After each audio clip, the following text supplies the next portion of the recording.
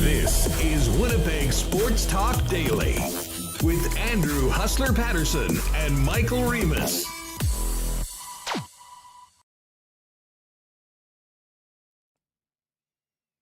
Hope you had a great weekend, everyone. Welcome to another week and a Monday edition of Winnipeg Sports Talk Daily. Andrew Paterson, Michael Remis with you, and packed show with lots to get to. Busy weekend for the Winnipeg Jets. Ice and Moose in action as well. Full slate of games in the National Football League. We'll get to all of it with our guest Dave Poulin coming up in a few minutes, and then Jeff Hamilton of the Winnipeg Free Press a little later on. And again, if you missed Thursday and Friday, marbles all week long, all next week as the Consolidated Supply Tournament of Champions is underway.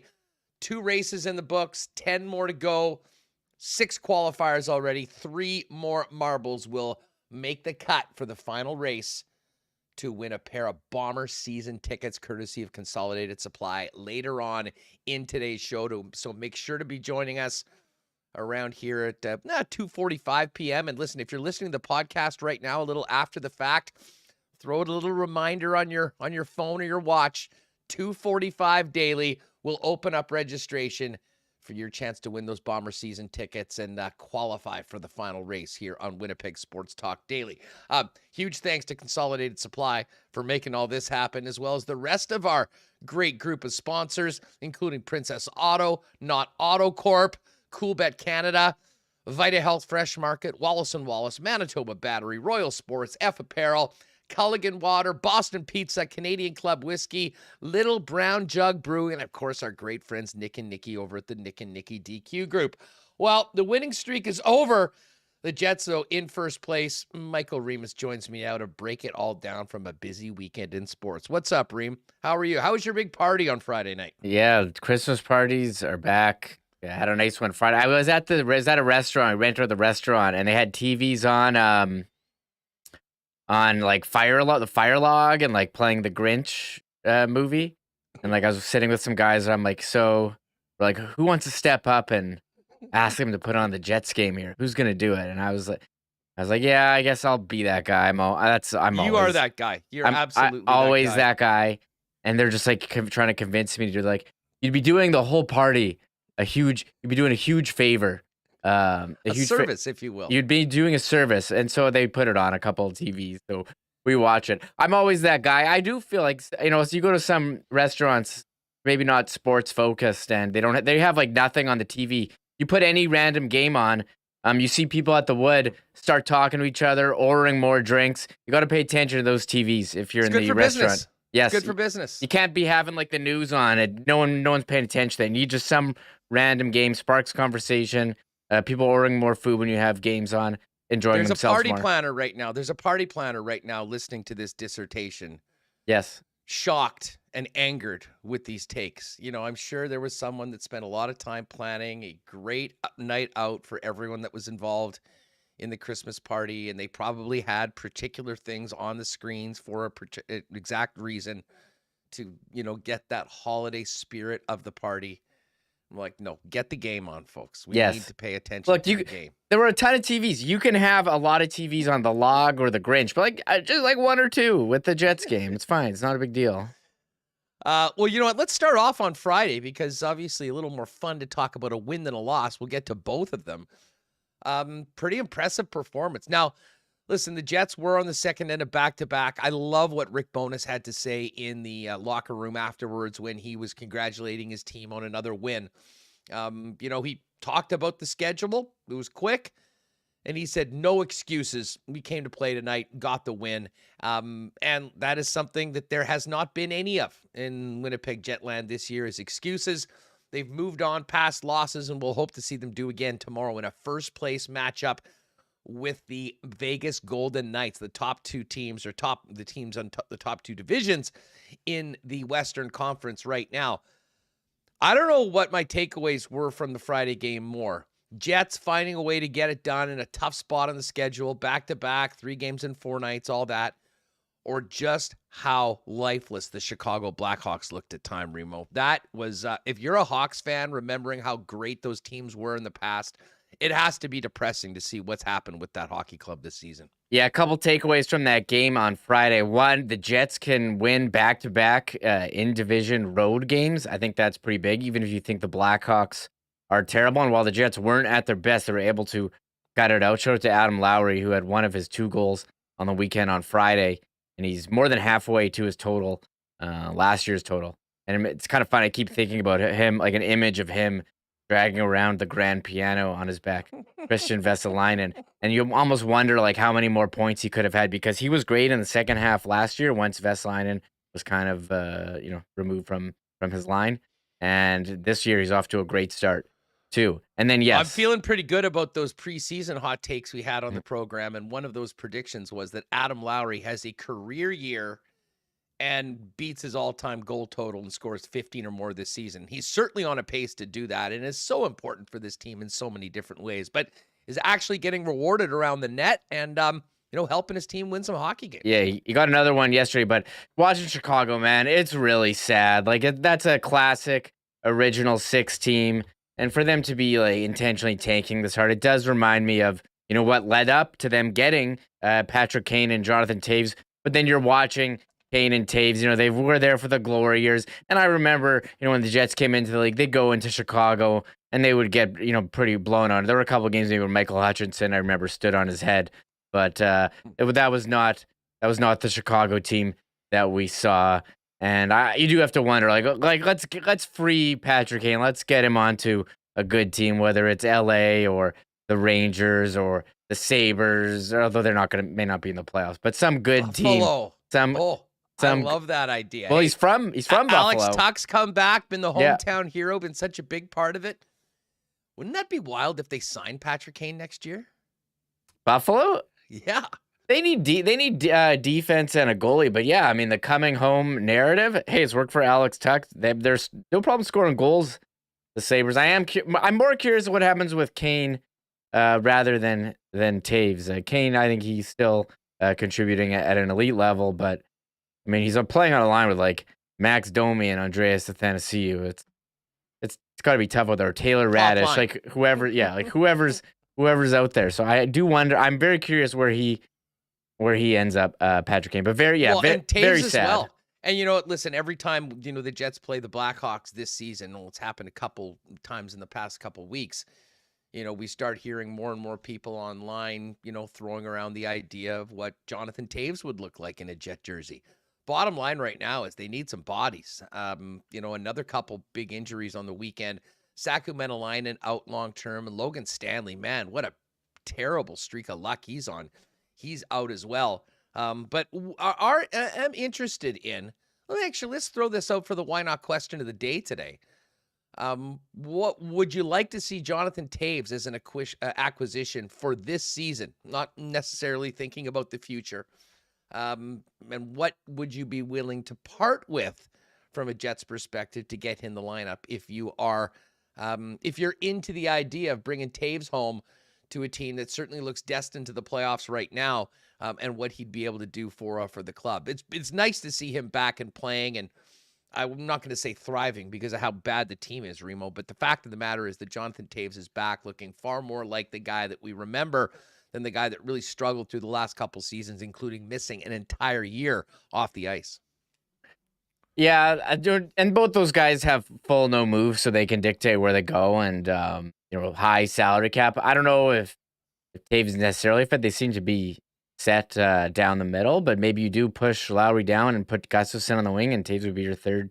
Then I don't know if he's interested in, in deciding to come here, but I do think those guys need to get out of Chicago and get onto a team that's trying to win. It is sad, I think, looking at Kane and Taves, remembering the glory days and looking at this roster roster now. It shouldn't be.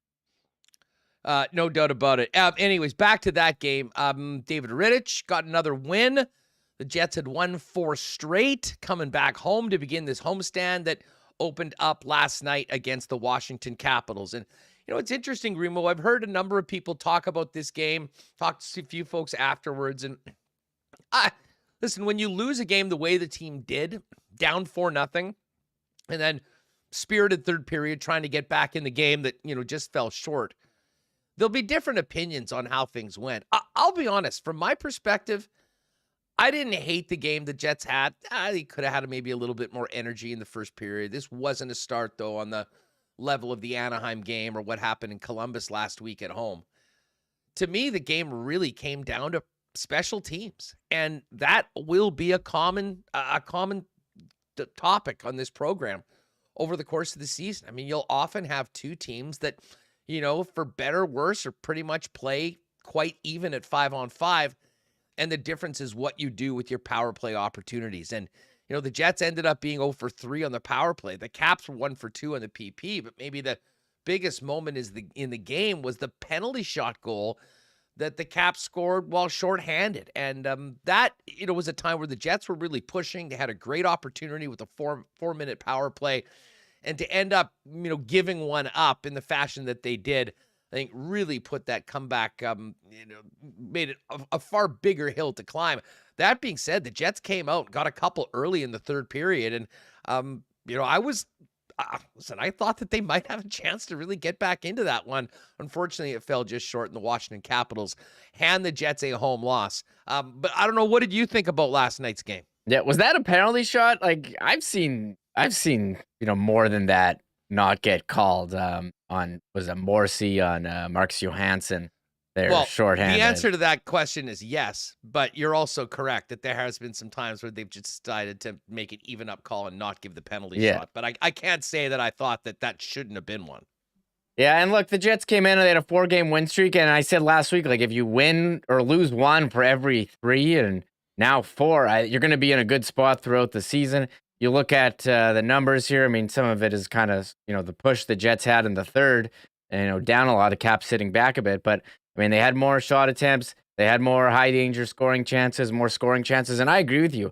Even though it was 4-0 and they got the 1, I didn't think that they were totally out of it. And they did have a number of chances there early in the third. They got the 1, so to make it, 4-2. And then you thought maybe if they got a third one, they could really put some pressure on. Wasn't to be. Wasn't their night. I don't think it wasn't like other games where, Bones has to come out and blast them. Sometimes it's not your night and you don't win. And look, they'll turn the page. And, thankfully it was a game out of conference, not an in-division or in-conference game. And I think, losing those are a bit easier than, losing to Dallas or Minnesota.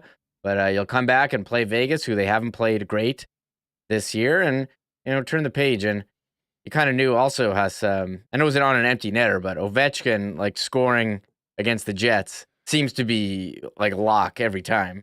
Well, no, what's a lock every time is that the Capitals win, Ovi's getting an empty netter.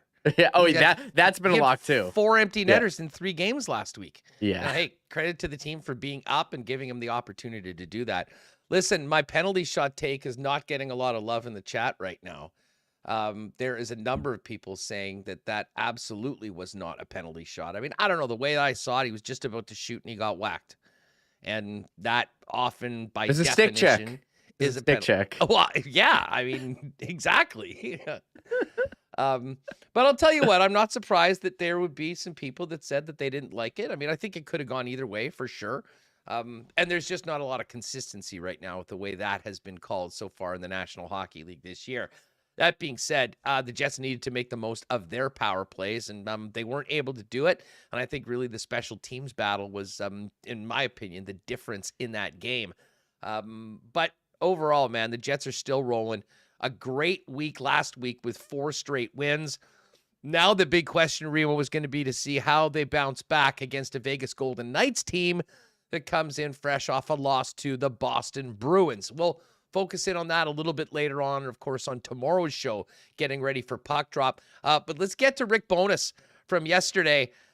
Bones spoke afterwards on first loss in a while for his hockey club, and here's what the Winnipeg Jets head coach had to say about the 4-2 loss to the Caps.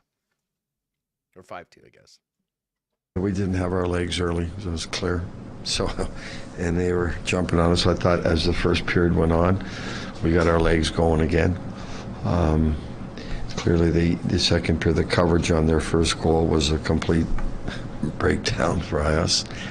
Power play hurt us, giving up that.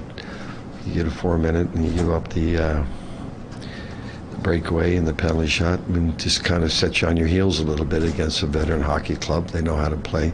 I liked how we finished the second period, the last 4 minutes, and then we thought we felt we were still in the game, and we were. We made it 4-2, and we just didn't get that third goal. And you start trading chances, but that's the only way you're going to get back in the game. So give them credit. They bent a little bit. They didn't completely break, and we just didn't capitalize on some of those. We had some really good looks at the end of the second, but it helped to get one of theirs. We hit the post. We had some really good looks. Their goalie made some timely saves for them. All right, so there's Rick Bowness with a little bit of synopsis of the Jets' 5-2 loss last night on home ice to the Washington Capitals. And the one thing that stood out to me was how different of a tone he had after that game in a loss than he did the previous Sunday in a win against the Anaheim Ducks. Now, obviously, the level of competition not quite comparable with Anaheim and where Washington is right now. But Rick Bowness hated the start of his team last week and said as much afterwards, and we spent quite a bit of time talking about that last week and how in a lot of ways it set the tone for the Panthers game and what they did on the road in St. Louis and Chicago. Yesterday, they said that it was all the sorts of things that, honestly do happen when you've played as much as the Winnipeg Jets have. And he certainly didn't mention any excuses or use it up as, but didn't focus on that as much and focused on the positive, the way that the team did, to use his term, get their legs back and certainly fight to get back in the game, even though they fell up short. Yeah, I was kind of thinking after game, how is he going to play this one? I don't think you can go to the I'm not a babysitter. We have to start better. You can't do that every time. You kind of use that card. Well, I also don't think that last night called for that. No. I think that wouldn't have been. I mean, listen, there's a time and a place for everything, and he shot his shot the week before, and I think that message still resonates within the dressing room. Yeah, I think so. I think you can't win every game. The special teams was the difference. As you said, they had some chances there in the third, and I think you turn the page and you move on. There doesn't change what we think of this hockey team. They're still first place in the Central Division. So, move on. And I think they did have, they did show a nice push there in the fourth. And didn't feel like it was like in the past where it was like, too little, too late. You thought they actually had a chance maybe to pull this one out. Well, here's another clip from Bones just talking about how there was a belief amongst the Winnipeg Jets that they were still in that game when they were down 4. He talked about the push at the end of the second and certainly the way the third period started. Here's Bowness. We can score, especially the way we finished the last 4 minutes, 5 minutes of that second period. We just talked today, and we're still in this thing. There's been a lot of comebacks in this league, and we got that early first one. That helped. Getting the second one helped. We just didn't get that third one. But we did not go into that third period on our heels thinking, okay, this game's over. We thought we still had a chance. Well, they certainly did, and Adam Lowry and Pierre-Luc Dubois cut the deficit in half in the first 3.5 minutes of the period, and it was really game on. They did fall just short, though, as Alex Ovechkin popped one in the empty net, and the Caps leave with a 5-2 win, which does bring up, and we're going to talk about this with Dave Poulin in a few minutes on the program, a big matchup against the Vegas Golden Knights. And up until this point, Reem, it was only the Vegas and Toronto games at home, the only consecutive losses that the Winnipeg Jets have had all season long. And that, if anything, is the mark of a good team, being able to limit losing streaks and stack up wins when you get on a little bit of a roll. That has happened so far. Big test tomorrow night, though. And Bones was asked about the way his team has been able to bounce back after losses earlier this year. We're a good team. We're in first place. We're a good team. We'll bounce back. We haven't played well against Vegas. We played terrible the 2 games in there. So we've got a really good team coming in again, and we know we're a lot better tonight. We know we're a lot better than what we showed in Vegas. So now we've got to bounce back. All right, so there's Rick Bowness talking about his team's ability to bounce back, which they have done. But also what was interesting in that comment, Reem, is the acknowledgement of just how poor the Jets have been against Vegas so far this season. I mean, you haven't been able to, cite very many nights where the Jets just really were out of it. Certainly David Rittich's first start where it was 4-0 before you could basically even open your eyes and tune into the game was a real downer. But the way that they fought back in the second and third period, I think showed some positives that have, helped the team go forward. All that being said, big opportunity for the Jets to test themselves against the Pacific Division leading team. And you can already, I think, get a little bit of an opening into what Rick Bowness is going to have to say for his team, that, they need to be a hell of a lot better against a team that's worked them pretty good in their 2 previous meetings this season. Yeah, one of those games was back-to-back. Is early in the season. I can make all the excuses. They had the weird schedule. They traveled out west twice in a month, like back-to-back weeks. It was weird. Although that game, they should have had a better showing in that second game where Hellbuck stood on his head and Jack Eichel danced around them in the final seconds of overtime for the winner. Vegas, they've battled some injuries. I think Theodore's been hurt. Eichel's been hurt over the last week. I guess we'll wait and see in the morning skate who's available. They did lose yesterday to Boston. So yeah, I'm expecting a good game. And look, the Jets, they haven't had a lot of losing streaks, just the one, as you said, Vegas, and they put a lot of win streaks. Remember, it was a couple years ago, as the Jets couldn't even get a 3-game winning streak, and now they've got a couple in the last 2 weeks. So we'll see how it goes. I think it should be a great matchup. And look, the Jets will have home ice, and I think home ice has been pretty huge for them. Just when you look at their record, what is it? 10-4-0 at home and 8-4-1 on the road. So the gap's kind of closing, but I like how the way they've played at home. Well, a couple big games, as we mentioned, tomorrow against the Vegas Golden Knights, and then Thursday with the middling Nashville Predators, who sort of sit in that middle area right now, the Central Division, with Dallas and Winnipeg at the top, and then just 5 points separating Colorado, Minnesota, Nashville, and St. Louis. Then obviously you've got Arizona and Chicago at the bottom of the division. Just one more from Bones, who provided us a little injury update after both Saku Menelainen and Logan Stanley went down over the past couple games. What can you tell us about Menelainen and Stanley? They're out for a long time. Long term? Yeah. Okay. They're a month. They're not coming back tomorrow. They're out for long term. And with Logan, was it a recurrence or was it a different injury? On Logan? With Logan? No, that's totally different injury. Yeah. The ankle's fine from what he had. The broke. Yeah. So no, it's not related. All right, bad news for Big Stan, Logan Stanley, who certainly by the numbers in his play had been playing some of his most effective as a National Hockey Leaguer. His second long-term injury of the season. And Saku Menelainen, Rimu, had been such a great story so far this year, sort of coming from off the radar, coming back from Europe, making the team, being a regular, playing with Adam Lowry for a good portion of the season. He's going to be out long-term as well. And that, of course, opened up an opportunity for a recall. And, we'd speculated it likely would be Dominic Toninato, who was just sent down. It wasn't.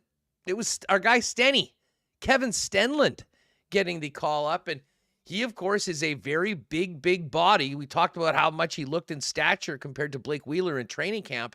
Has done well with the Manitoba Moose.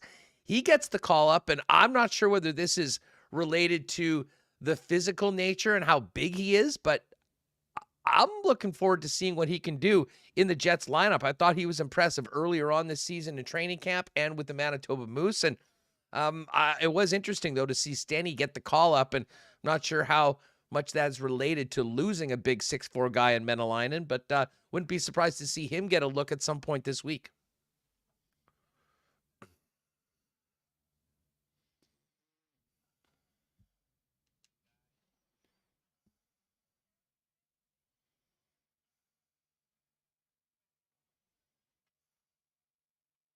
Sorry, yeah.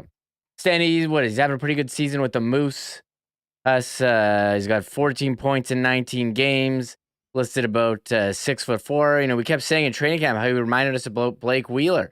I think it's kind of like an ice hockey thing, like Nintendo ice hockey. You got the big guy going Back out. to your Nintendo Always ice goes hockey back to theory. Nintendo ice hockey. He's got to take out the big guy. Got to replace him with another big guy. So I don't. Maybe they say they bring guys up. They don't want him to. They don't want them to sit and not play. And maybe he'll get into a game. We'll have to wait and see.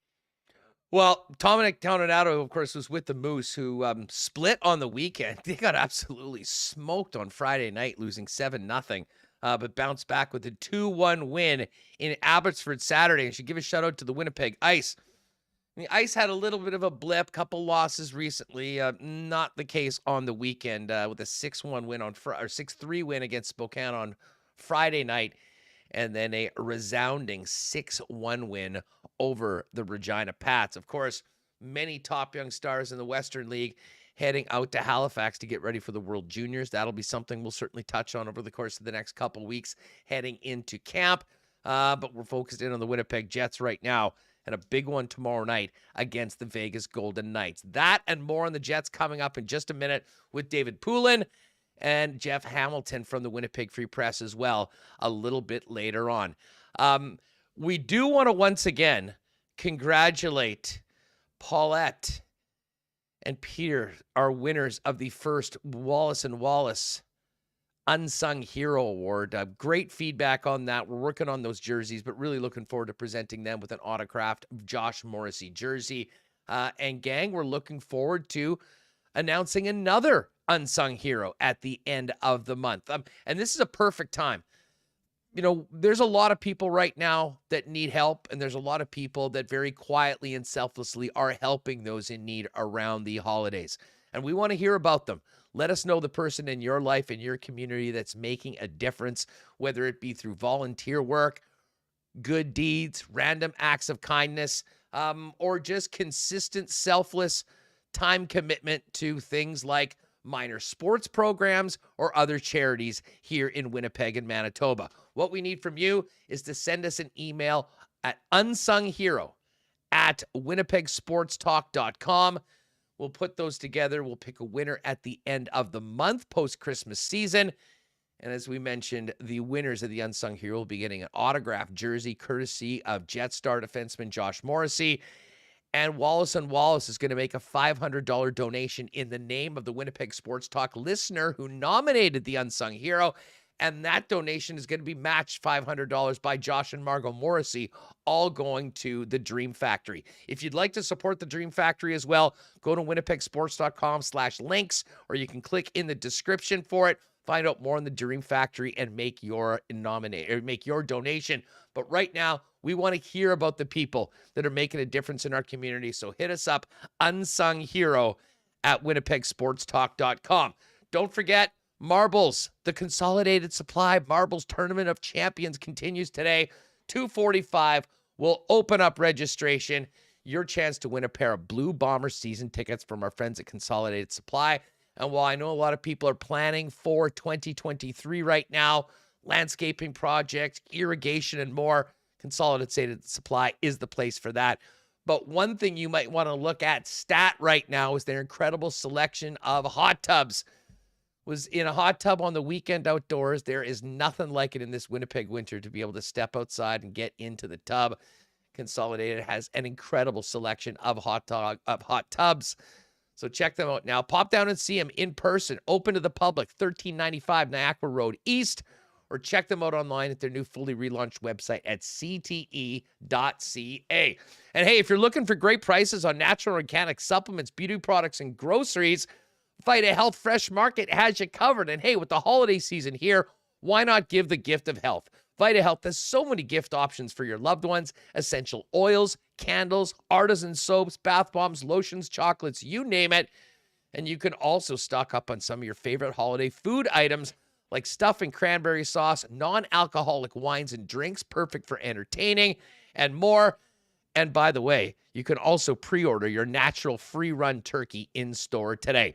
Vita Health Fresh Market, empowering people to lead healthy lives, family-owned for over 70 years. 7 Winnipeg locations, including the newest store in Linden Ridge and online at myvita.ca. And hey, a big happy holidays to Donnie and the gang over at Manitoba Battery. I know they got, with that blast of minus 30 we got earlier last week, they have been busy. Folks, if you think you might need a new battery, don't wait until you're calling for a ride. What I would suggest you do is head on down to Manitoba Battery, see our friends Donnie and the gang. They'll test your battery and let you know how much life it has left in it. Or if you know that you need one, save time and money by giving them a call, and they'll deliver it to you same day as long as you get that order in by 3 p.m. Best prices in town, shopping local, and save time and money by not even having to leave your house. Give them a call at Manitoba Battery, or you can order online at manitobabattery.com. And don't forget, we focus in on cars right now because of the time of the year, but Manitoba Battery literally has batteries for everything, all at the best prices. Pop down and see them, 1026 Logan Avenue. All right, Hammer coming up a little later on, but let's start off the week with one of our favorites. TSN hockey analyst Dave Poulin joins us now for the latest on the Jets on Winnipeg Sports Talk. Poulin, what's up? How was your weekend? My weekend was good. It was pretty soccer intensive. I got to be honest with you. You have to, right? You've committed this far into the tournament. Gotta watch the games. And as much as I was a Netherlands guy, but a great penalty kick goal, and you got to stay with it. I'm a sports fan, and you're watching the best in the world, and so it was fun. It was fun right through, and I'm looking forward to the next 2 games.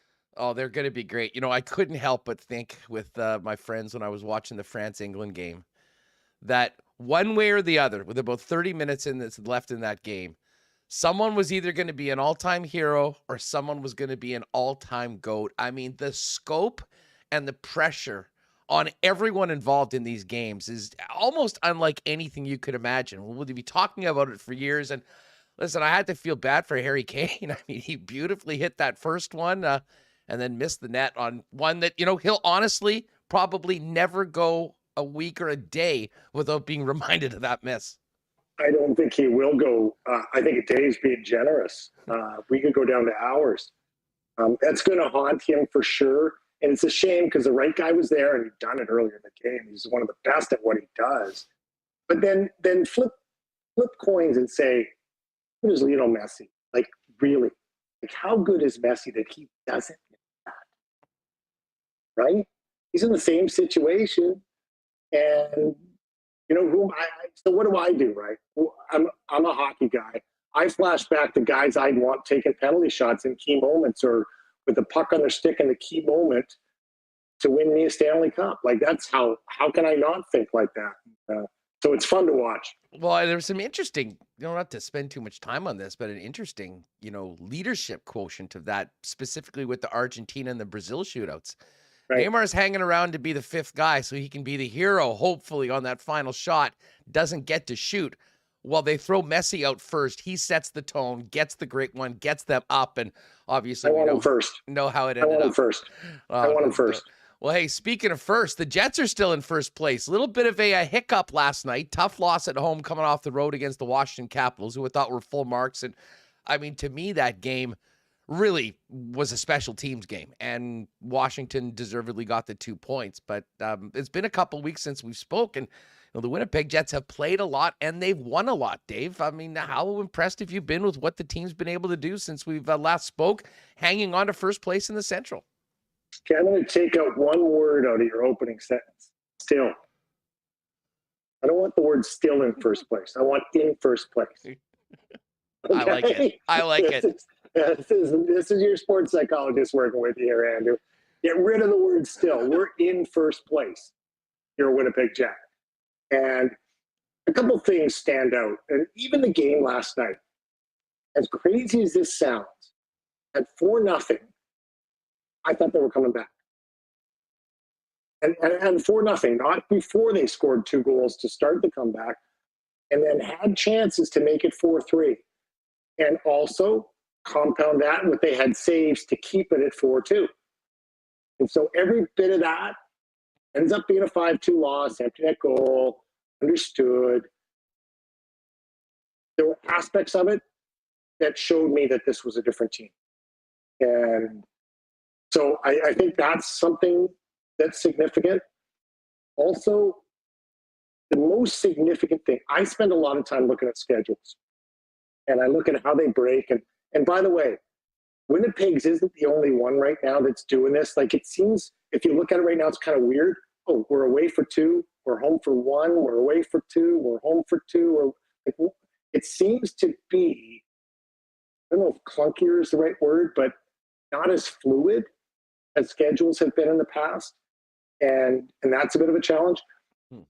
But the Reds appear on my schedule as losses. There's only one time this year when there's 2 red scores in a row. That's Vegas and Toronto early in the year.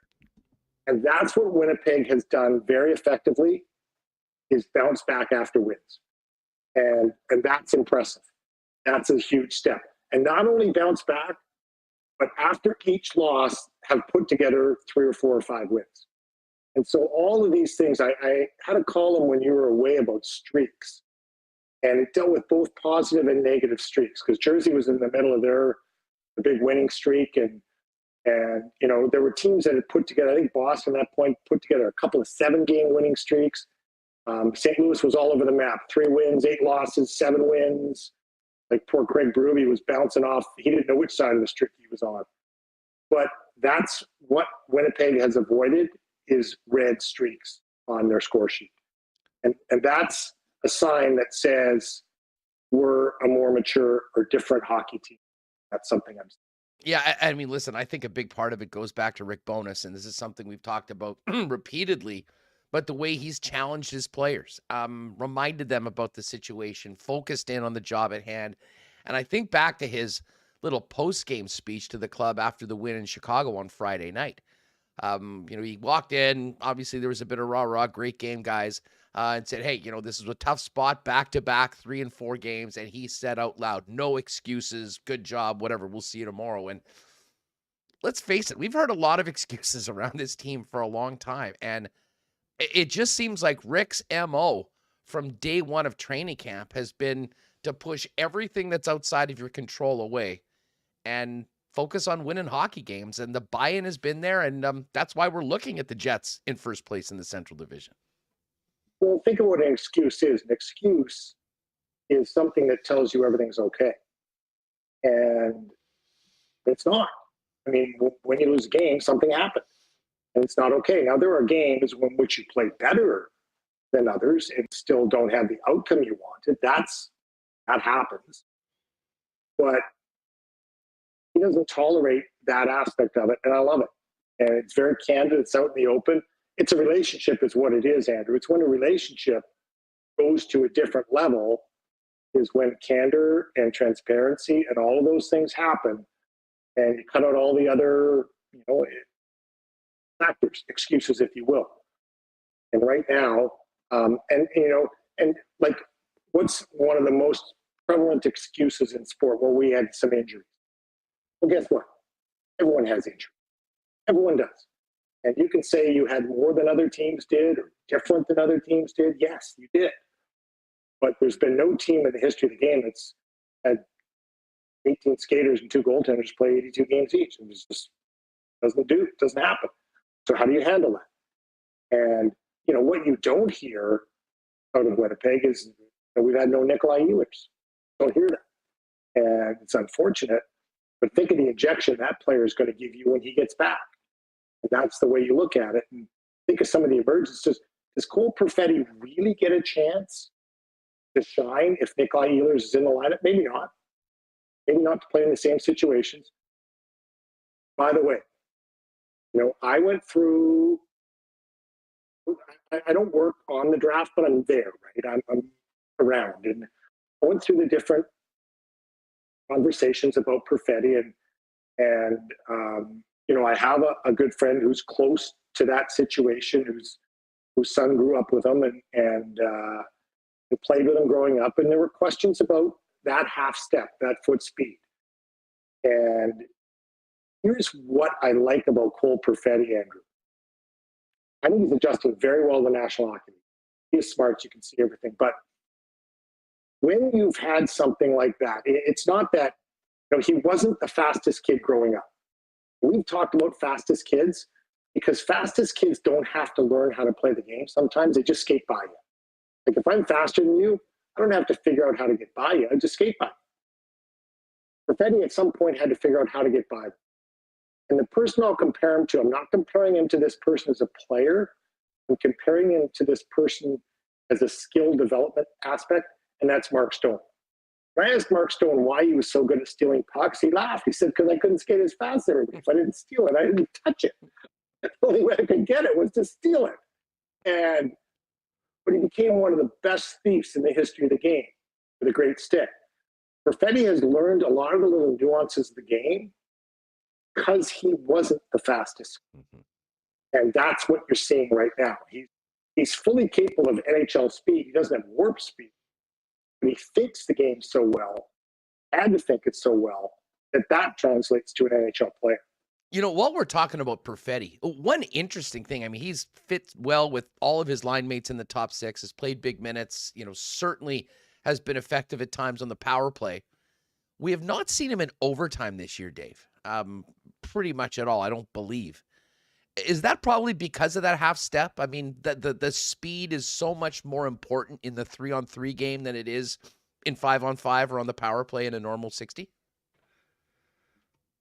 That may be the argument, but I'd put him out there with a centerman that's going to win the faceoff and start with the puck. And then I'd win the argument. So I think that's as much confidence and seniority, your speed. One guy that doesn't have any seniority on this team, but has become a fast fan favorite, and I think a real favorite of Rick Bowness, and has found himself in the top six, is Mikey Eyssimont.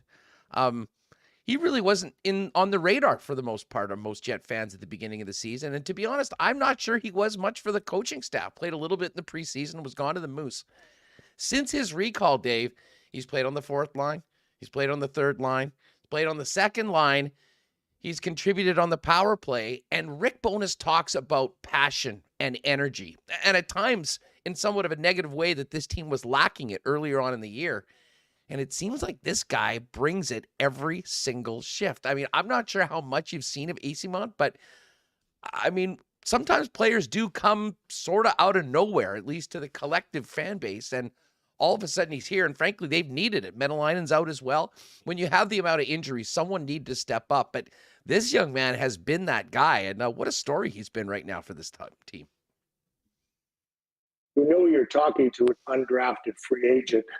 Who had to prove himself every step of the way, don't you? You don't think I have a soft spot for a player like that who emerges, who doesn't come, as heralded, who didn't play, but the thing is the fit, because that player sometimes doesn't.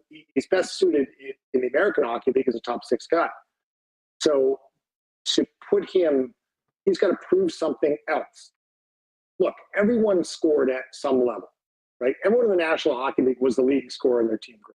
They just were. And even the guys that don't score at the National Hockey League level, chances are they were the leading scorer on a team growing up. But you've got to learn to do other things. You've got to adjust. You've got to, to add to your skill set, to your toolbox, all of those things. He's a pain to play against. You can see that. He's annoying in a positive way. He's relentless because he's had to be. He draws a penalty a game. He does, because someone's annoyed at him. You don't think he was a pain to stand beside at the bus stop on your way to school? Like, seriously?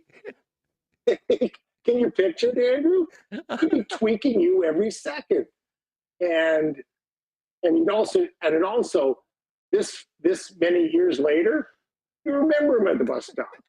He's a memorable guy. And so I think that, this isn't the first time he's had to prove himself. Just not. And he's proven himself each step of the way. But some don't get the chance to prove themselves at the highest level. Sometimes it's a coach. Sometimes it's a scout.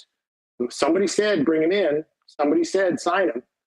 And it was someone who'd seen him play in the American League effectively, be back to college, and said, hey, this is a guy that can help us in the situation.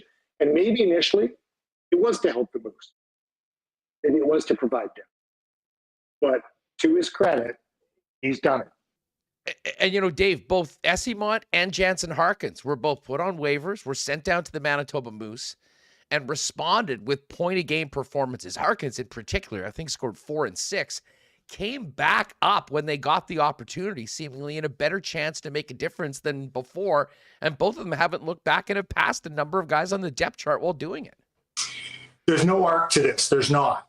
And for some guys in their careers, it continues, past when they. And, when do you finally make it?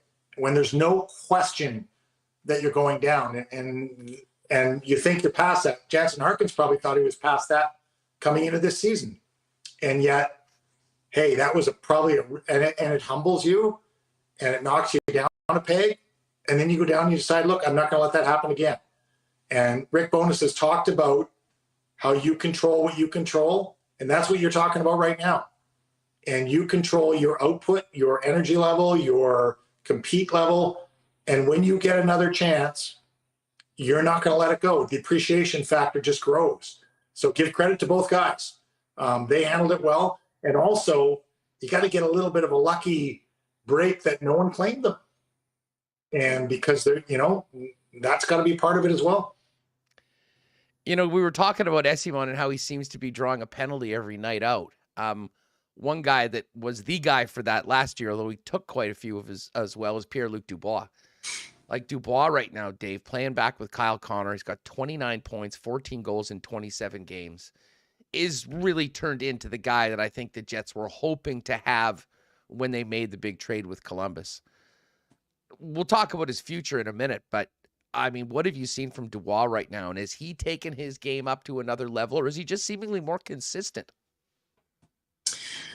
The true power forward, and that's the best description. And when a power forward can do things that a smaller skilled player can do, but do it in a powerful sense, that's something that, that's just so unique to have that frame and that skill set combined. But everything you see, you like about it, growing with the players around him, growing into the role, growing into the team.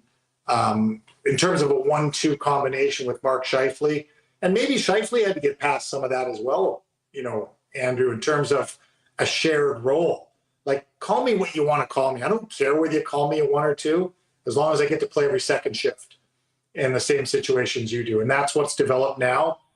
But from a standpoint of, can I do all those things and also physically run over you? That's a pretty nice addition. He and it's interesting. We kind of thought originally stacking up that top line, which for game 1 of the season was Ehlers, Connor, and Mark Scheifele.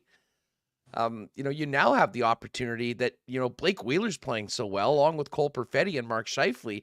Michael Esimont is sort of that extra guy. The Jets in some ways have sort of been a top 5, trying to find someone to play right now with Connor and Dubois. The thought is you might be able to plot Nikolai Ehlers there. And what that addition would do at some point into the new year, Dave, it's got to be scary for some other teams around the Central. And maybe the configuration isn't complete yet until you get Ehlers back and say, okay, now how does it all fit together? Maybe it is, maybe it is Kyle Connor back with Scheifele and Wheeler, but what nice options to have. You're literally, you're getting ice cream, whether it's this ice cream or this ice cream, it's really good ice cream. And, we used to talk about the tough decisions you have to make in an ice cream shop with 31 flavors. The more flavors you have, the better your decision is. And getting Nikolai Ehlers back will just provide another weapon, another tool. How it all fits together, I don't think can be determined until he comes back. Dave Poulin's with us. Dave, I want to quickly ask you about the Central Division. And the Jets and Stars come into tonight's action tied at 37 points. The Jets do have one game in hand. And then you've got a group of 4 teams within 5 points of each other. The depleted Avalanche, who have incredible injury issues. And then the Wild, the Predators, and the Blues, who we talked a little bit about, have been one of the streakiest teams. Who are you most confident of those 4 teams to be right there in the top 3, comfortably in the playoffs when the season gets to? And who should be pressing the panic button the most of those 4 squads? It appears to me the wildest swings have been in St. Louis. And the panic button might not be the right word. because you have the pedigree of a 2019 Stanley Cup. And that sometimes complicates the issue in the room. There's some loyalties there with that cup. And there's also a belief, because you saw a team go from last place to first place. And a lot of those same guys are there. And so they get a little bit of the benefit of the doubt. I'm not sure about Nashville. I don't really love the way they're put together. The pieces don't fit for me. Ryan McDonough was brought in, I think, to bring a different ingredient to them. But for some reason, the pieces don't fit to me there. Minnesota, I think, continues to surprise. And they got a shutout out of Gustafsson the other night, Philip Gustafsson, which was a question when they moved Cam Talbot away. But they seem to be a team that understands what Dean Evason and Bill Guerin want. Bill Guerin and Dean Evason seem to understand what each other wants, because they're operating at a huge deficit with that salary cap hit. And yet they're finding a way to scrap their way through this.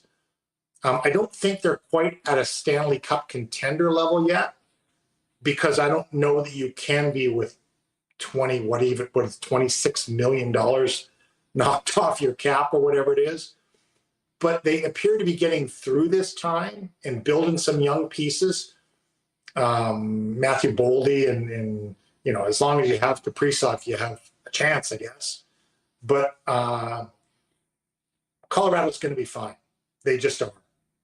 And when teams lose as many key guys as they've lost, and they scrapped out a win last night against St. Louis, but when they've got as many key losses as they want, what I start thinking is, okay, they got a whole bunch of guys back with low mileage at the end of the year. I was just about to say, can that be a real positive for a team as long as you survive it? Lots of tread on the tires, Andrew. Lots of tread on those tires.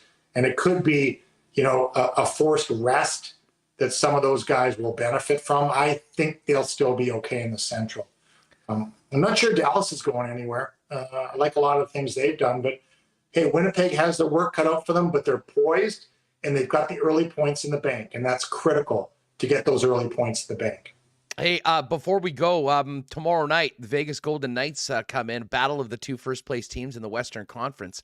You mentioned how the Jets so far this season only have the one instance of back-to-back losses. They'll certainly hope to prevent that, but it will be at the expense of Vegas, who's just coming off a loss to Boston. Give us your tale of the tape, Dave, for a big Tuesday nighter here in the Peg. I love it. I love you getting tail of the tape in mid-December. I'm going with the home club, and I just think that, now it becomes a pride thing to eliminate losses in a row. I mean, that's what it is. And yes, Vegas did lose a tough one to Boston, but I think you're playing at home. You're a week and a half before Christmas. The holiday spirit's in the building. And that got last night when it was 4-2, you could feel that's a game that the reason I thought it was within reach was because it was at home. And you could hear the crowd get into it and fire up. So I'm going to put a little bit on the crowd tomorrow night to be coming in a totally festive mood for this one, to see two top teams, and maybe they can relive a little bit the conference final of a couple of years back and say, Winnipeg has scrapped it together, and I like what they've done in this season so far. And I really liked Hellebuck's response when it was 4-0 last night. He's going to be there again tomorrow night, you would expect. And we haven't even talked about Josh Morrissey yet, Andrew. Holy smokes. When you went away, you were seeing a really good defenseman playing. And when you came back, you've seen maybe more than a really good defenseman playing. And he's up on the plate every single night. And you're seeing that. You're seeing the consistency in his game and the leadership of Josh Morrissey right now. Fun matchup. Love it. And expect a full building to be really, really lively tomorrow night. Morrissey's still leading the team in scoring, Dave. I mean, crazy. We've kind of, and we talked about the word "still," which I'll remove from the vocab. But I mean, you've got 5 players playing close to a point-a-game clip, and he's still leading the way. I think it just speaks to how important he's been to the Winnipeg, literally in every aspect of the operation. No question. We'll give Rick Bowness a little credit there too for apparently a long sit-down conversation that said how hard he was to game plan against and what they were expecting of him as the opposition when he played as a conference coach. That's one of the benefits Rick has, is he's just coached against them in the same conference. But in terms of eliminating still for you, a good friend of mine that I went to college with is a big time writer, but like a real writer, not like me. And I used to send him my columns early on, and he said, if you don't eliminate the word very, I'm never reading a column again. If something is something, it's something. Don't use the descriptor very. So that's why I'm taking still out of your vocabulary. Hey, you got to act like you've been there. And the Jets have been there for a while, and hopefully they'll stay there. And, of course, a big one tomorrow night. Dave, thanks so much for this. Best of the season to you and yours. Have a great holiday season. You as well, Andrew. Thanks. Oh, man, great stuff with Dave Poulin, as always. One of my favorite chats of the week. And we got another one coming up with our pal Jeff Hamilton from the Winnipeg Free Press. A big happy holidays to our friends over at Not Auto Corp. A great support of Winnipeg Sports Talk before we even did a show. And hey, with the holidays here, maybe if you're thinking that the winter's also here and your car needs to be upgraded, start your search for maybe that Christmas gift to yourself that will pay dividends 12 months a year over at Not Auto Corp. Incredible vehicles on the lot. And listen, if there's a particular make and model that you've got your heart set on, let the Not experts find it, source it, get it here to Winnipeg and get you into it at the best possible price. And of course, if you have a vehicle right now that you're looking to move on from, they've got an award-winning consignment program as well that takes all the pain and the hassle out of selling your vehicle, and you just wait for a nice check. Not Auto Corp, Waverly and McGillivray. And of course, check them out online at not.ca. Hey, with the holidays are here. You may already have kind of realized that, geez, I think I might need some upgrades in the wardrobe game. Fellas, whether you're thinking about suits, pants, shirts, whatever for the next year, F Apparel is the spot to go. And right now, speaking of Christmas gifts, if you do need to upgrade the wardrobe, maybe give a little friendly nudge to that special someone that an F Apparel gift card might be a great gift for this season. Not only will it help you get the best prices on men's clothing, including custom suits beginning at $400, but there's a 15% bonus. So a $100 purchase gets you a $115 gift card and so on. Of course, heading into the new year, great specials for wedding parties and 2023 grads as well. But right now, give the gift of looking good. F Apparel gift card special on right now up until Christmas, 190 Smith Street downtown. And you can check them out, make an appointment, and find out more online at EPHapparel.com. And if you want to take care of that Christmas list for the sports fans in your family, you can do that real quick over at Royal Sports, the greatest sports show or sports store in the land.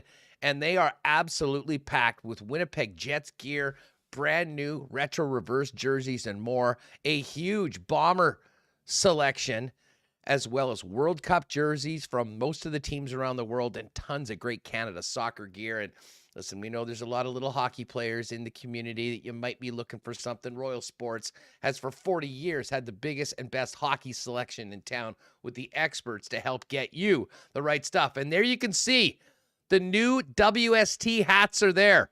Geez, I should have been wearing up the new. There you see the Bomber version, which we did. Snapbacks and dad hats, if you will, the smaller brims, all available right now. Pick them up at Royal Sports. 750 Pembina Highway. And don't forget about those new era WST toques we've got as well. All right, let's get the hammer in here. And by the way, that's their Instagram feed at Royal Sports Pembina. Make sure you're following them. The latest merchandise drops, sale information, and great holiday gift ideas like the new line of WST hats. Let's get Hammer in here from the Free Press. Hammer, how's the weekend? What's going on? Haas, things are good. Great weekend. Jets-filled weekend. I was in St. Louis and then Chicago, of course, for those back-to-back victories by the Jets. And I stayed an extra night in Chicago, visited some family.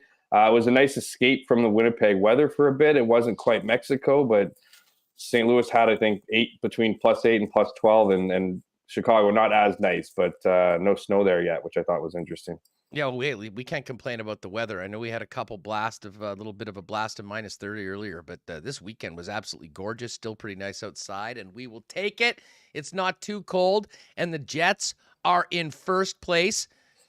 Dave Poulin scolded me earlier. I said, hey, the Jets are still in first place, and we're removing still. The Jets are in first place right now and moving on, albeit a little bit of a setback last night. Hey, let me just ask you, because you were in the building on Friday. Remo and I were talking about it. I mean, nice win for the Winnipeg Jets on back-to-backs. I mean, you got to be able to close out teams like the Blackhawks, even in difficult schedule situations, and full marks to the Jets for getting it done. But what was the atmosphere in the building like around? I mean, they looked absolutely lifeless and dreadful. The home team did last night. And, you know, for a team and players that have had such heights, interested in what you noticed being in the building last night, because, man, they're already into next year, next generation mode, I think, right now, waiting for their top players to get traded and not showing a lot of life for Luke Richardson on the ice. Yeah, I'll start with Luke Richardson. I think that guy's a great voice for that team, a great man for that team. So I think he does bring a bit of sunshine, if you will, into some pretty dark, time for the organization. As for being in the building, I mean, it always starts off with a bang. Best anthem singer in by far in the 32 team league. So it's funny. Even as I mentioned that, I even felt that the emotion, because anyone who's ever attended the game at the United Center, they're up on their feet, loud, cheering essentially the entire American anthem. That wasn't as strong this time around. Still pretty strong, still in a class of its own, to be sure, but definitely lacks a little bit of energy But until the game started, I mean, the Jets went up 2-0. By this early in the second period, there really wasn't anything for them to cheer. They want to cheer for something. They were booing the Hawks power play at one point. Saw that in St. Louis as well. But then finally there was that a bit of a wild third period. So and in that third period, you certainly saw a push from the Blackhawks before Pierre-Luc Dubois makes it a 4-1 game, adds that goal there. He's not, it's not really much to cheer for. So, I mean, by the end of the Chicago game, I felt like I was thinking the St. Louis one with Pierre-Luc Dubois there, but like by the end of that period there was the Adam Lowry goal that really separated things. There was a little bit of some energy there. And I think whether you were a Jets fan or a Blackhawks fan, I don't think you were sure of the score or how that was going to end up in that one. So yeah, certainly not as much energy, not as much to cheer for. And as you mentioned, I saw, Jonathan Tamez walk in, saw Patrick Kane walk in, saw the guys walk in. I mean, you can't really take too much from, how they're feeling hours before the game, but just seems to be a bit of a, talking to reporters in Chicago, just seems to be a bit of a somber year. Not necessarily waiting for it to end, but certainly the good times haven't been rolling in Chi-Town for the Blackhawks this season. Yeah, well, and just to kind of wrap up your quick 2-game roadie with the club where the team won back-to-back. I mean, nice win to get things going against St. Louis. And I mean, that is a team that has been just a head scratcher all season long. Won the first 3, got pounded. That's lost the next 7 as well in regulation, put 7 in a row together. But man, Binnington's fallen off. They haven't had the goaltending. And that was another team that for a good portion of Thursday's game just didn't really seem to have the same engagement level that the visitors had. Look at the dominance the Jets have had. I think they're 7-8 point, or game point streak against them. And I should probably know that. I wrote a good chunk of it in my story afterwards, but certainly been some dominance, not just from the Jets, from other teams. As you mentioned, Jordan Binnington's been, at that point in time was quote unquote from Craig Berube on a break, an opportunity to reset, whether it's from some of the idiotic moves we've seen from him in recent weeks and months, just kind of that extracurricular stuff or whatnot, or just his instability between the pipes. Nothing really seems to be going for St. Louis. And what I thought what's interesting is that, they have among the more open locker rooms, if you will, across the NHL. They've always kind of set that precedent with a strong alumni. So you're able to talk to a lot of players, whether it be game day or after practice or whatnot. And the takeaway I took, at least from the interviews I did prior to puck drop, was not shocked by any means, but there's still a belief there, right? There's still a belief with this team, still a belief under head coach Craig Berube that, they can turn things around. It's just a matter of doing it, and that's when you've kind of instilled a winning culture in your organization for years and you go through what we're seeing from the Blues now, it can be a tough thing to swallow. And you thought maybe there'd be a bit of a a better pushback from St. Louis, but that certainly wasn't the case, earlier in the week, and the Jets continued to roll over them. But who knows? That's going to be a tough division to climb back into. And I will, echo, Dave Poulin's comments before, that it just goes to show just how important it is to collect the points right now, so that when the inevitable lulls happen in a season, and sure enough, they're going to happen for the Jets sometime over this season, you've built up enough in the bank to kind of get through that. That hasn't exactly been the case for St. Louis.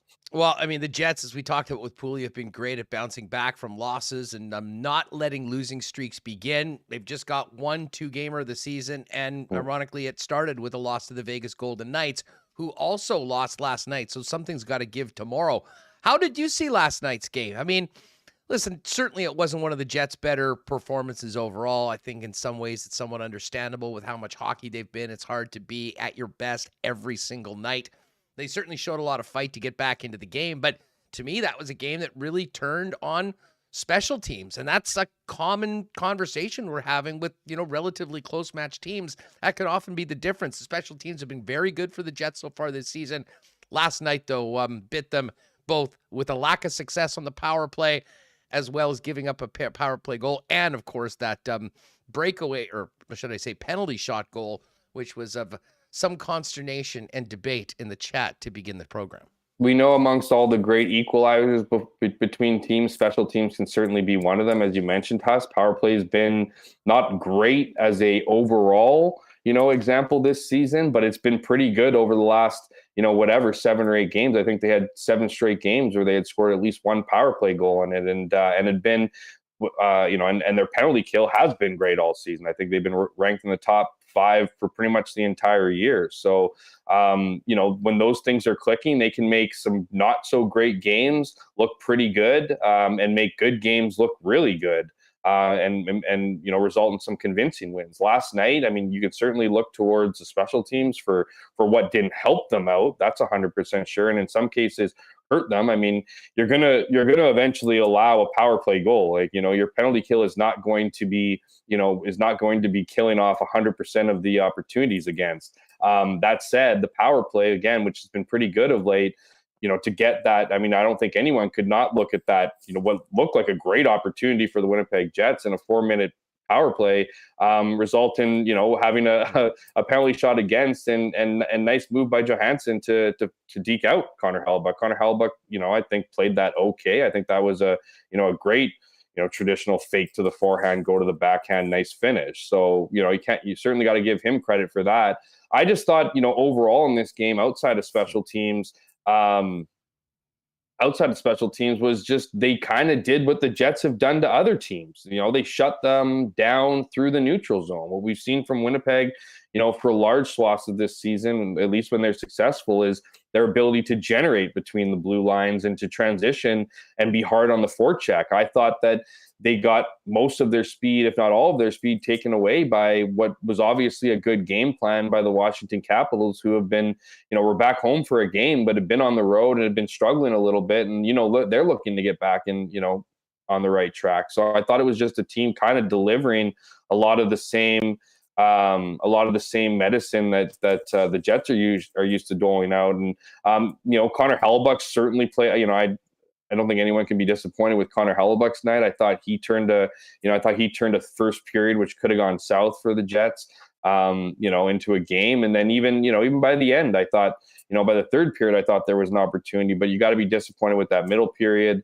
I thought there was a bit more energy, obviously, in the third. And at one point, when you're down a couple goals, you still think there's a possibility. But I just felt like give credit to Washington. I thought they played a good game. And given the way the Jets have played, over the last couple of weeks, not saying that you would expect a game like this per se, but it's also not all that surprising when you consider, they've been, putting in some good efforts. They're gonna lull back to normal eventually. And now I want to say eventually in the sense for a long stretch, but in some of these games, and ultimately, lost one of those one of those early, regular season games. You're not going to win all of them. It sets up a fascinating matchup tomorrow, though. The Vegas Golden Knights coming in, and it was interesting hearing Rick Bowness talk about it. And I'm sure, I think we get most of what he says to his team, and he was quite forefront to say that 2 of the Jets' ugliest performances this year have been against the Vegas Golden Knights. Now, one, they managed to get a point in overtime.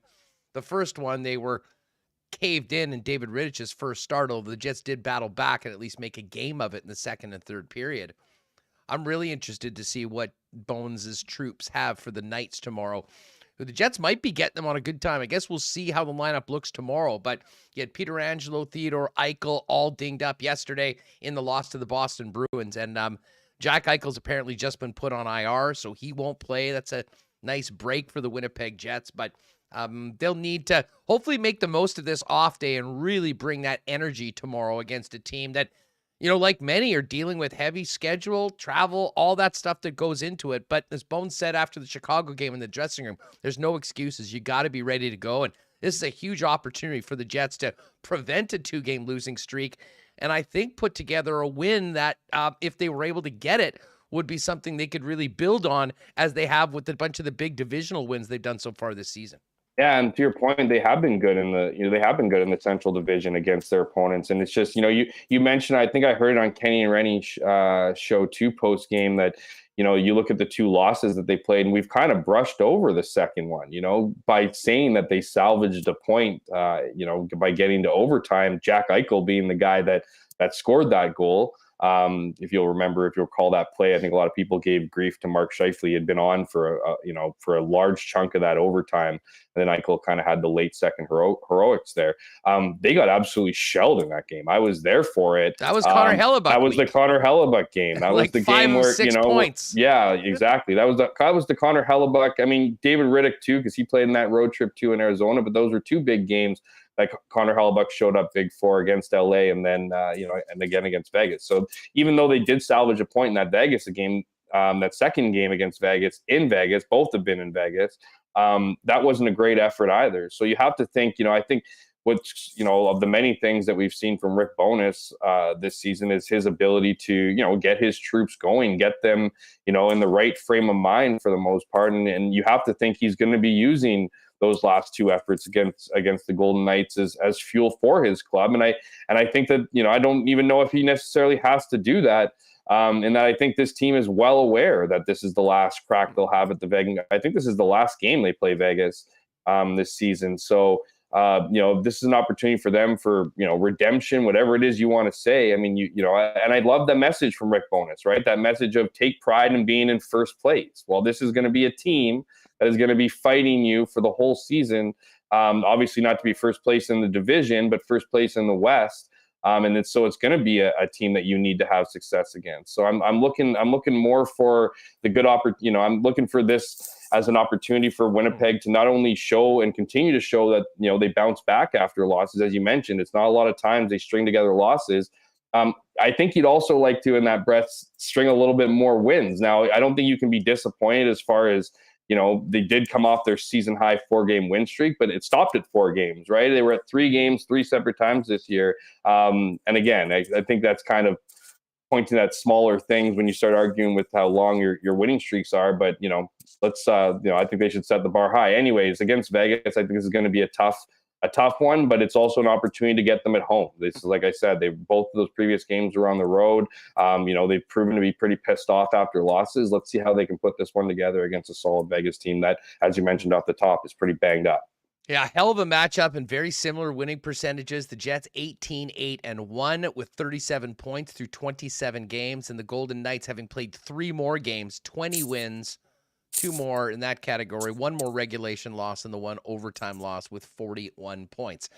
So tomorrow, again, we'll talk plenty about that matchup with the Jets and Vegas Golden Knights going head-to-head, and, of course, the Nashville Predators here on Thursday as well.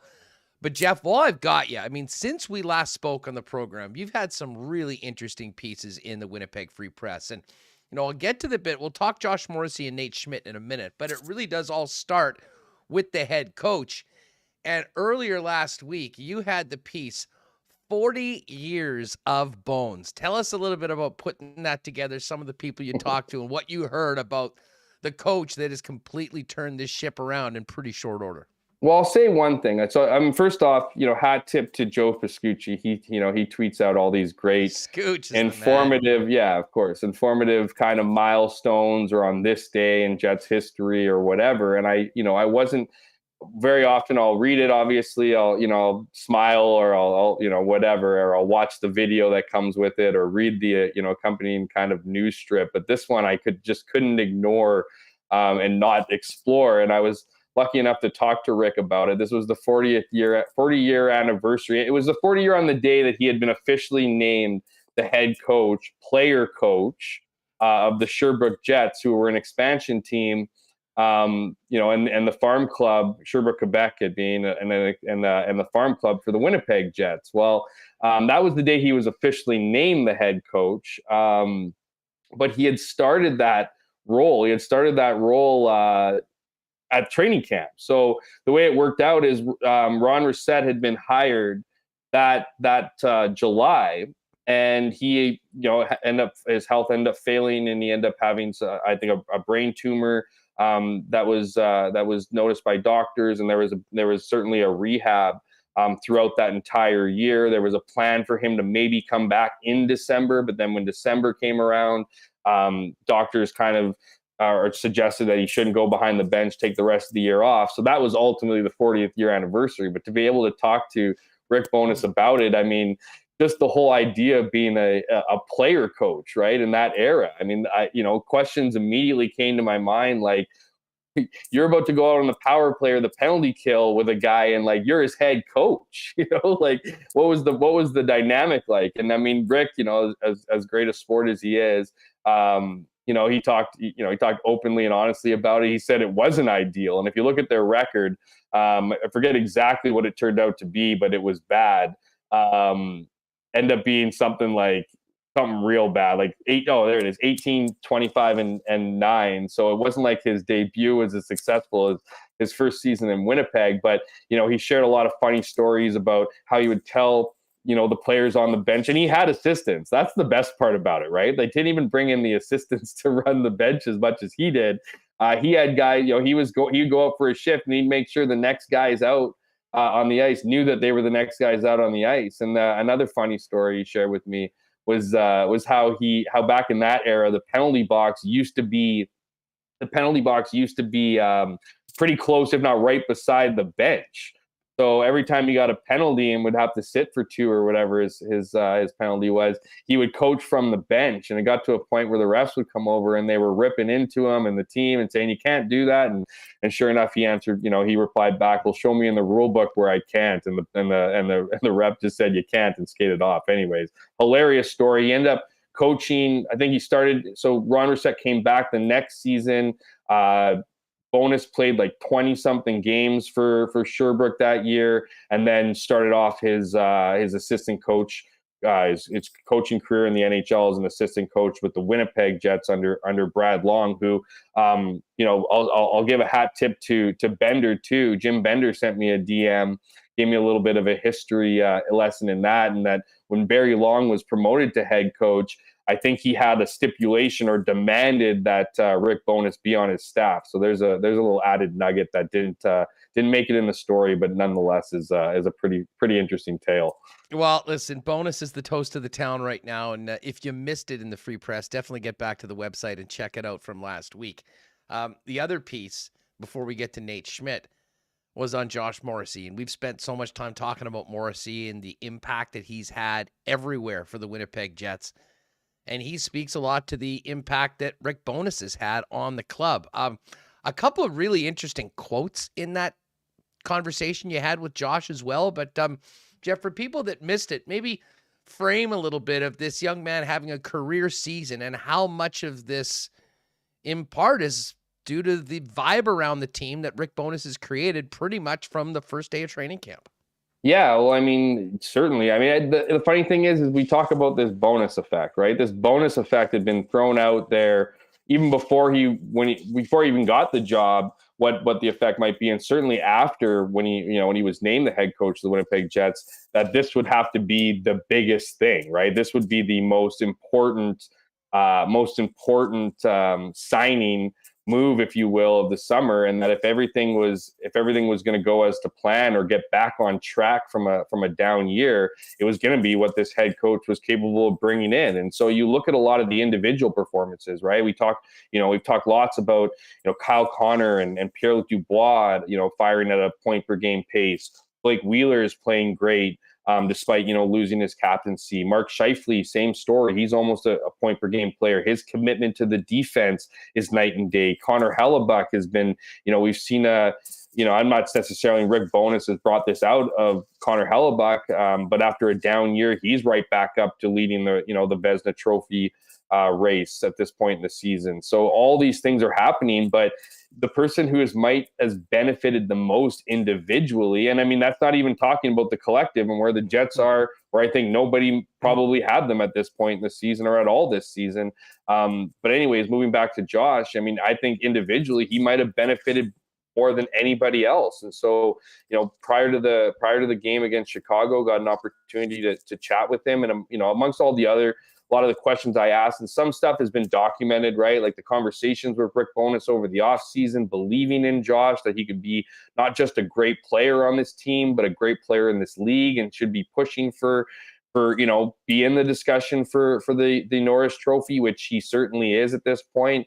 And not in a way where you're like, yeah, you're just a great player. I don't know why you're not doing this. It's going over his game. It's showing him clips every single day, and other players, individual clips of their game, and understanding that, yes, you could be here. You should be here. This is where I believe you can be, but you're only going to be in that place if you improve and continue to improve and play, not just improve in ways in technical or in structure or in scheme, but passion, emotion, all those things that have come, all those storylines that have come with him. And I mean, it's crazy. Like, this guy is just absolutely, and when I say this guy, Rick Bowness, is absolutely beloved in this league. Like, I had been, prior to the coaching search, I was getting messages from insiders, from scouts, from people around the league saying, I don't know if the Jets are going to bring this guy in, but man, are they going to love him if they do, and players are going to love him. And it just proves exactly what this team needed. And I said to Josh, kind of near the end of our interview, is like, the thing that we notice most about reporters, and certainly the public notices when you compare the other guy and Paul Maurice, is that he's not afraid to dish out some tough love. He's not, it's still constructive and it comes when necessary, but it's there. I mean, we never saw that with Paul Maurice. We never saw, whether it was happening behind the scenes is another thing. We never saw it publicly. And so, I asked him, why does it seem to work? Why is it that when Rick Bowness benches a player, or Rick Bowness tells says things post game, there's not an issue in the locker room afterwards? And this is the soundbite he gave me. He said, I can only speak for myself. It just seems like there's a trust level with the players. It's not some days that he's on that sort of level of accountability and other days that he's not, or some guys he is, some guys he isn't. It's been everyone, and it's been every day. We talked about looking in the mirror this offseason as a group of players, and from veteran guys, the leadership group, and throughout our entire team. Through the start of the training camp, we asked, how can we be a better team? How can we be more receptive to coaching? And not just from the coaches, but from our teammates, whether it's on the ice or in the locker room. With Bones, every day is the same message, and it doesn't matter who you are. We made that commitment to him and to each other that we want to be coached and we want to be held accountable, because we feel that we have something to prove here based over the last few seasons. Personally, it's been refreshing to have that level of coaching and accountability. You understand what your expectations are every night. I was going to bring that quote up, and I'm glad you just dropped on it, because that was, listen, there's been a lot of introspection, I think, amongst many players. And while the team is winning, I think it's been easy to sort of, lean on the things that they're doing. They're getting results from them, and how happy it's making everyone involved are. But that quote right there, Jeff, essentially validates so many of the concerns that many of us had about the team, what was happening and what didn't seem to be happening. And that was a level of an accountability that was sort of equal throughout the locker room. And listen, sometimes that's tough for some of your more star players, but the bottom line is those guys have all bought in. It has helped the team at every step of the way right now. And listen, it certainly does give credence. I don't know, sometimes get sucked into talking about last year and the previous regime before, but all in all, it just goes to show that Bowness is coming in, doing things his way. And to be honest, it's exactly what this team needed. And I think that was clear to most people watching this team last year. Absolutely. And I mean, this isn't like necessarily a Maurice versus Bowness, human beings wise, because Paul Maurice was a really good man. He was a great ambassador for the city and certainly helped this team get to a level that they hadn't been under Claude Noel, as an organization, as a franchise, as an NHL club. But somewhere over the time, philosophies just didn't mesh. And I think, this isn't a guy, these comments, whether they're from Josh Morrissey or they're from Mark Scheifele, whether they're from Paul Maurice. Paul Maurice talked about, how things kind of started to decline under him after that playoff run, right? And I mean, if you heard him in Winnipeg here, not that long ago when Florida was in town, his only regret when asked about it was that he didn't step down in the summer. That tells me these relationships that he had with the guys that we've been speculating about, talking about, were not in a good position. They were certainly not in a position to share, positive comments about him, him being Paul Maurice when he did come here against Florida last week. So it's certainly an interesting dynamic. I think what you're seeing here is a level of consistency with coaches. I think that might have been one of the things that, look, everyone in that room respects Blake Wheeler, right? Everyone in that room, wants to go to battle for him, wants to see him do well. And I think that relationship is the same way. And Josh didn't say this stuff, but I think it's pretty easy to and not from his comments, just in general, is that you need to show up every day consistent on who you are as a person, who you are as a coach. And moving to Maurice, it was very clearly in Josh's comments that wasn't the case. It wasn't consistent with who he held accountable night in, night out. We know how much, Paul Maurice would lean on his veterans, not just for playing time, but for culture in the room, that being Blake Wheeler, of course, wearing the C. And I think if you look at those comments, it's everybody is equal. I mean, you can go back to Zdeno Chara's comments years ago that should be replayed over and over and over again about how to build a winner. And this was while he was in Boston, was that no one is treated in this different hierarchy. Like the rules for the top end guys are not different from the rules of the guys that you're not a rookie. You're a member of the Boston Bruins and part of the team. Exactly. And so whether you're a first year player, there is no hierarchy there. And that's what Bowness came in and installed right away. That's what the conversations were in the offseason. He took that feedback. He knew exactly what was fractured in that locker room. He knew exactly how to fix it. And now he's implementing it. And we're seeing the fruits of that labor. We're seeing lots of guys have individual success, including Josh Morrissey, who knew he was an offensive guy ever since he first got into the league. Anyone that's ever watched this guy play WHL, I mean, he must cringe when he hears experts and analysts, and I've heard several of them say that this guy came into the NHL as a sturdy D-man, as a defensive defenseman, and that just wasn't the case. Credit to Josh for improving that element of his game to even be thought of in that in that conversation or in that whatever those comments. But it was his offensive game that I think we're being sheltered so much here and weren't giving keys to it. And I mean, you bring up a guy like Mikey Eyssimont, and I kind of had this conversation at the end of Kenny and Rennie post St. Louis game, is Mikey Eyssimont isn't probably having the season he's having right now if he isn't coming into a locker room that, to Josh's comments, aren't embracing newcomers and trying to improve each other, trying to coach each other.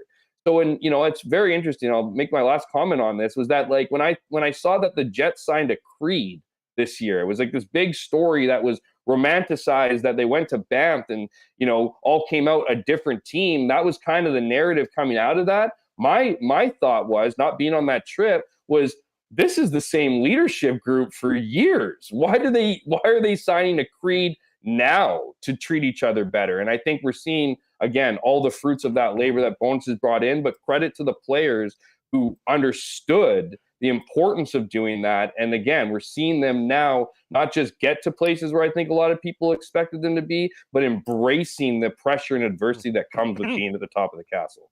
Yeah, accountability and communication have seemingly been the hallmarks of everything that Bones has tried to put in. And I mean, another great example of that, and how it's affected the dressing room was in your piece with Nate Schmidt. And listen, I know a lot of the guys talked about how close the group was and they tried to downplay issues in the locker room, but it's very clear that this team is in a much, much better place right now behind closed doors. And Nate Schmidt talked about that in a conversation with you on the weekend.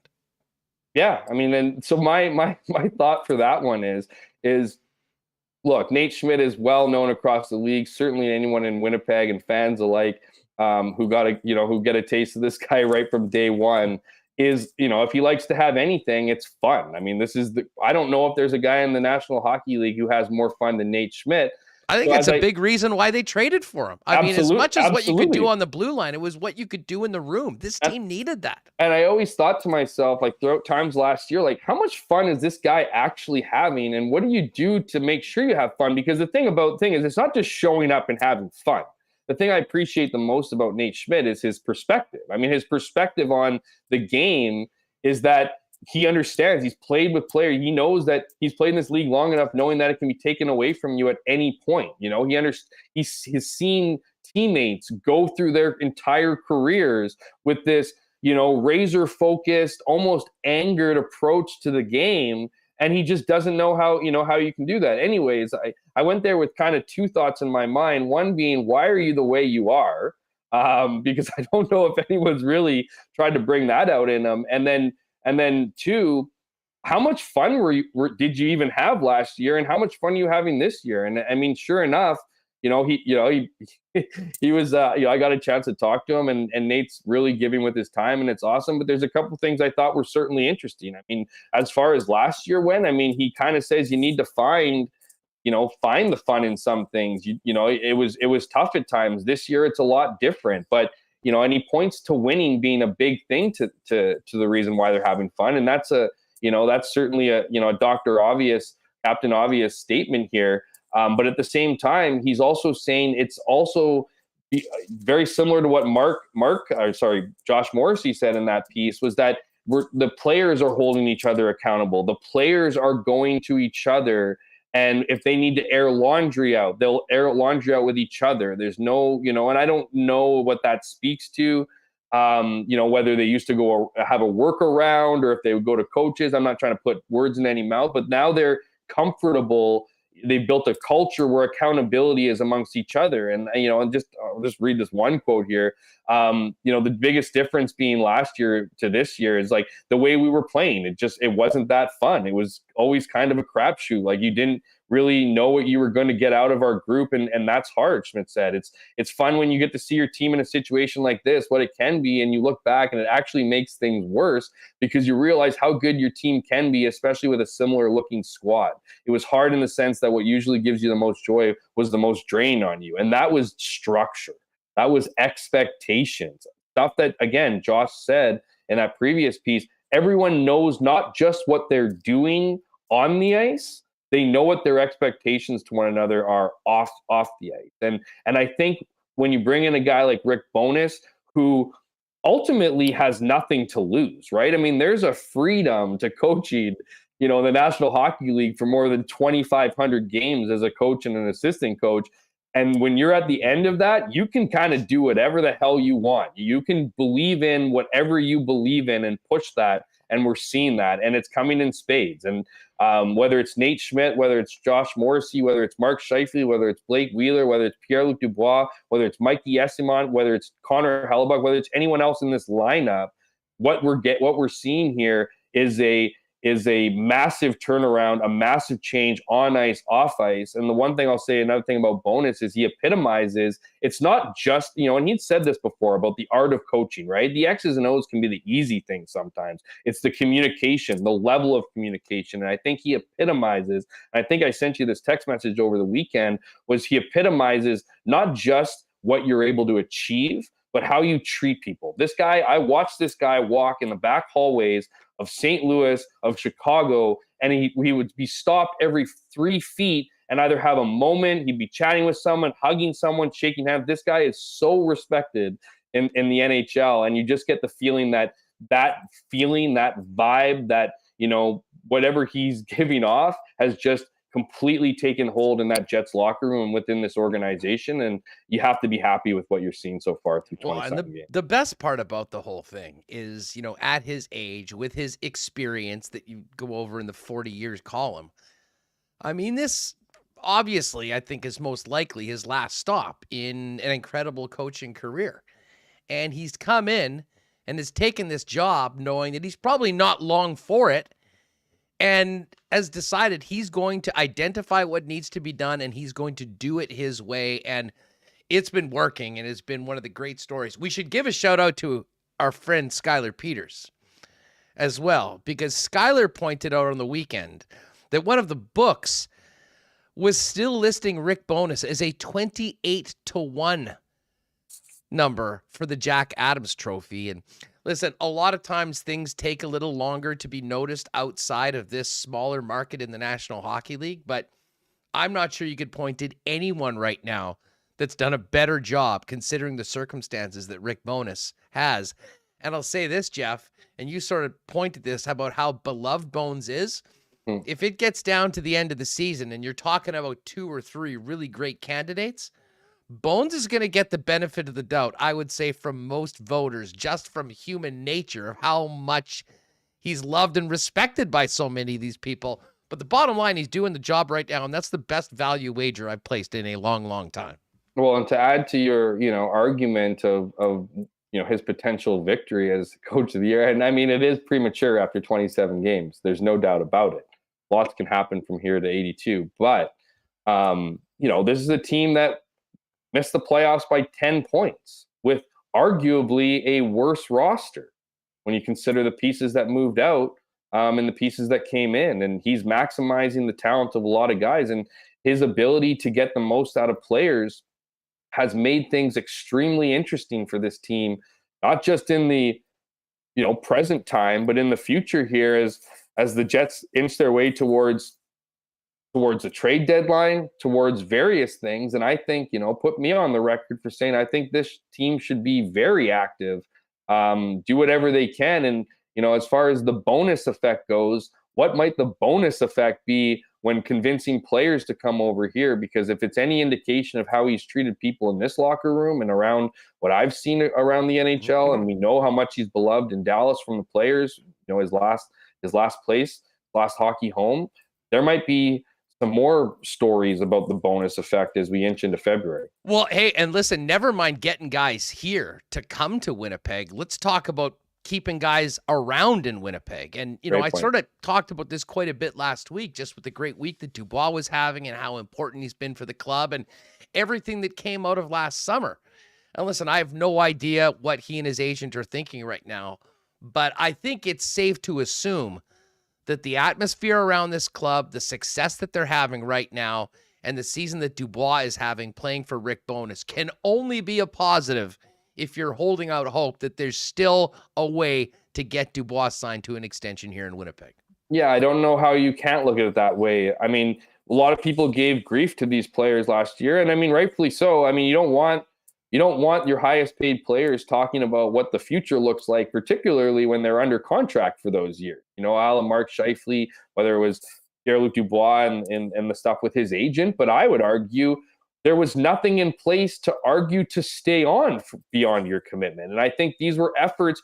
This must have been efforts from the players to tell the organization to shape up. I mean, figure this thing out. I mean, there was obviously an issue with the head coach that wasn't going well. There was nothing really to lean on and to argue for why you would stay. I mean, at this point, Dave Lowry was still the interim head coach. They didn't have much of a direction. They hadn't, while they've made the playoffs in previous years, it hadn't really been convincing by any stretch of, the imagination, not to the expectations this team had after that run in 2018. So there really wasn't any reasons. Now you look at what Rick Bowness has brought into play. Winning, cures everything. And the hope would be that there's enough of that, enough of a culture change, enough of feeling part of it. I think that's going to be the biggest thing when trying to, re-sign some of these names, is to have them not only convinced that their games are on the right track. I mean, you look at Pierre-Luc Dubois, him and Bowness are working to make him one of the best two-way players two-way centerman in the National Hockey League. Last time I checked, that pays you. Oh, So listen, his agent's maybe the happiest guy about Right. everything. So to me, it's going to take a couple different things, and the hope will be is they have such an attachment to guys like Rick Bowness in this city that they want to stick around and not take what they've generated, in their play over the last couple of years and take it somewhere else. No doubt about it. Hammer, this has been awesome. Thanks so much for doing this. You had a great week in the paper, obviously on the road as well, and going to be a real interesting game tomorrow. Cannot wait for the puck to drop at Canada Life Center for the Jets and the Vegas Golden Knights in another big divisional game on Thursday before a quick trip out west to Vancouver and Seattle for back-to-backs. Thanks for doing this, and we'll look forward to talking to you soon. Yeah, right on. Really appreciate it. I'll be there tomorrow night as well. So shout out to the viewers as well, and we'll see you next week on Monday. Thanks so much. Hey, speaking of the viewers, we've got a new member of the Winnipeg Sports Talk supporters group, and that member is Poopy Pants. Poopy Pants, welcome to the crew. Thank you.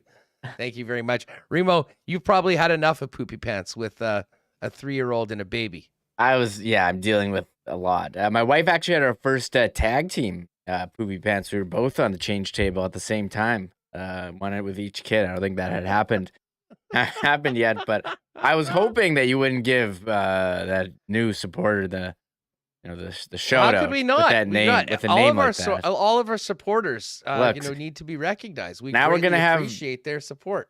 Now we're gonna have people like make their name some stuff just so like they can become a member, and then you have to read it. So that was literally the first time I've ever used the acronym SMH on the internet. I was like, come on. You know what? Someone Folks, making again, new father, you had to go there. Poopy Pants, welcome to the crew here on WST. All right, great stuff with Jeff Hamilton. Of course, we talk a lot of Bombers with Jeff Hamilton on the program.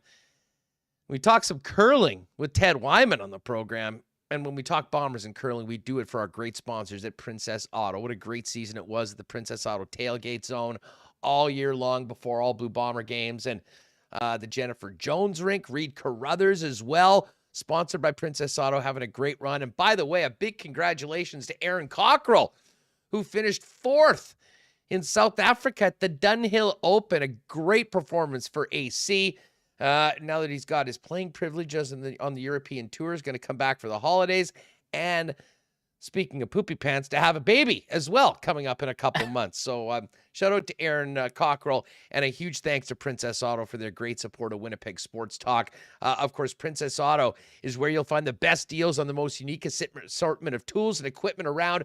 Everything you need to complete the projects on your list or start something new is at Princess Auto. Must visit just in time for the holidays for that person on your list. It's for folks that love Princess Auto, it is their spot. Panet Road, Portage Avenue West. And of course, you can also get some great gift ideas or shop online 24/7 at princessauto.com. I said, it may be the holidays, but water is something we need 365 days a year. And for over 65 years, the family-owned Culligan Water Team have been taking care of Manitobans for all their water needs. Water softeners, filters, bottled water coolers, whole home systems, drinking water systems, and citywide water delivery services, as well as commercial and industrial water products and solutions. Pop down and visit our friends at Culligan in person at 1200 Sargent Avenue. You can give them a call at 204-694-5180, or check them out online for everything they can do for you, your family, your home, and your business online at drinkculligan.com. Well, plenty of Christmas parties on the weekend. That is going to continue right through the holiday season. And I know many of you will be making a stop at your local Manitoba liquor marts. And listen, make sure you get the best when you're talking Canadian whiskey. Everybody's favorite, the legendary Canadian Club. Big Canadian Club displays ready for the holidays at all of your local Manitoba liquor marts. And Bomber fans, you might want to check out the Jim Beam display as well, because with the purchase of Jim Beam right now at the 20 largest Manitoba liquor marts, check out the display. You'll get a free Winnipeg Blue Bomber collector glass featuring either Zach Caleros, Adam Bighill, or Winnipeg's own Nick Dembski. Jim Beam, Canadian Club, and all your favorite Beam Suntory products available right now at your local Manitoba liquor marts. And hey, we got a Monday nighter tonight, folks. Interesting game. We hit it on the Lock Shop earlier. By the way, if you're with us on YouTube, go to Lock Shop Bets. Make sure to subscribe to the YouTube channel for the Lock Shop. Arizona and the New England Patriots. One thing I can tell you about this game is it'll be a great way to spend the evening watching at your local Boston Pizza. Still chance to get in that draw for the second of 2 grand prizes for a trip for 2 to see the Raiders and Niners in Vegas on New Year's weekend. And you won't just be going to Allegiant Stadium to see the Raiders and Niners. You'll also be going, or a winner will be going, to the rink to see the Vegas Golden Knights and the St. Louis Blues on New Year's Eve. All great specials every night for NFL football, not to mention the new menu with some great stuff like that bacon, spicy buffalo mac and cheese, and my personal favorite, the craveable jalapeno popper dip. It's all there at your local Boston Pizza for Monday Night Football tonight. Speaking of Monday Night Football, Remo, of course, we've got the marbles coming up in just a couple minutes, but I don't know, it wasn't a great weekend in the National Football League. Couple pretty interesting games. One game involving the Chiefs, and I know I got ranged on in the Lock Shop for having them blow the cover when they were up 27-0. But that night game last night was a real head-scratcher. I expected way more from the Miami Dolphins coming off that tough loss to the San Francisco 49ers. And a huge game for Justin Herbert, who is getting his fair share of criticism. To be honest, I think somewhat unfairly considering what he's been dealing with right now in LA. But a big win for the Chargers and a tough one for the Dolphins, who've now lost 2 straight on the road and head on a short week to Buffalo outdoors on Saturday night. Yeah, that's going to be a tough one. I'm a big Justin Herbert guy, and I think the criticism against him has been unfair. His receivers had a rotating group of receivers, O-line. He's been banged up. I think he's an elite quarterback in the league. The game a lot of people were probably watching here was the Vikings-Lions, and the Vikings, who came in at 10-2, were the underdog to the Lions, who were suddenly hot, and watch out for them at home. And the Lions offense showed that why they've been so great this year with Jared Goff and passing it all over the Vikings, 34-23. Big win there.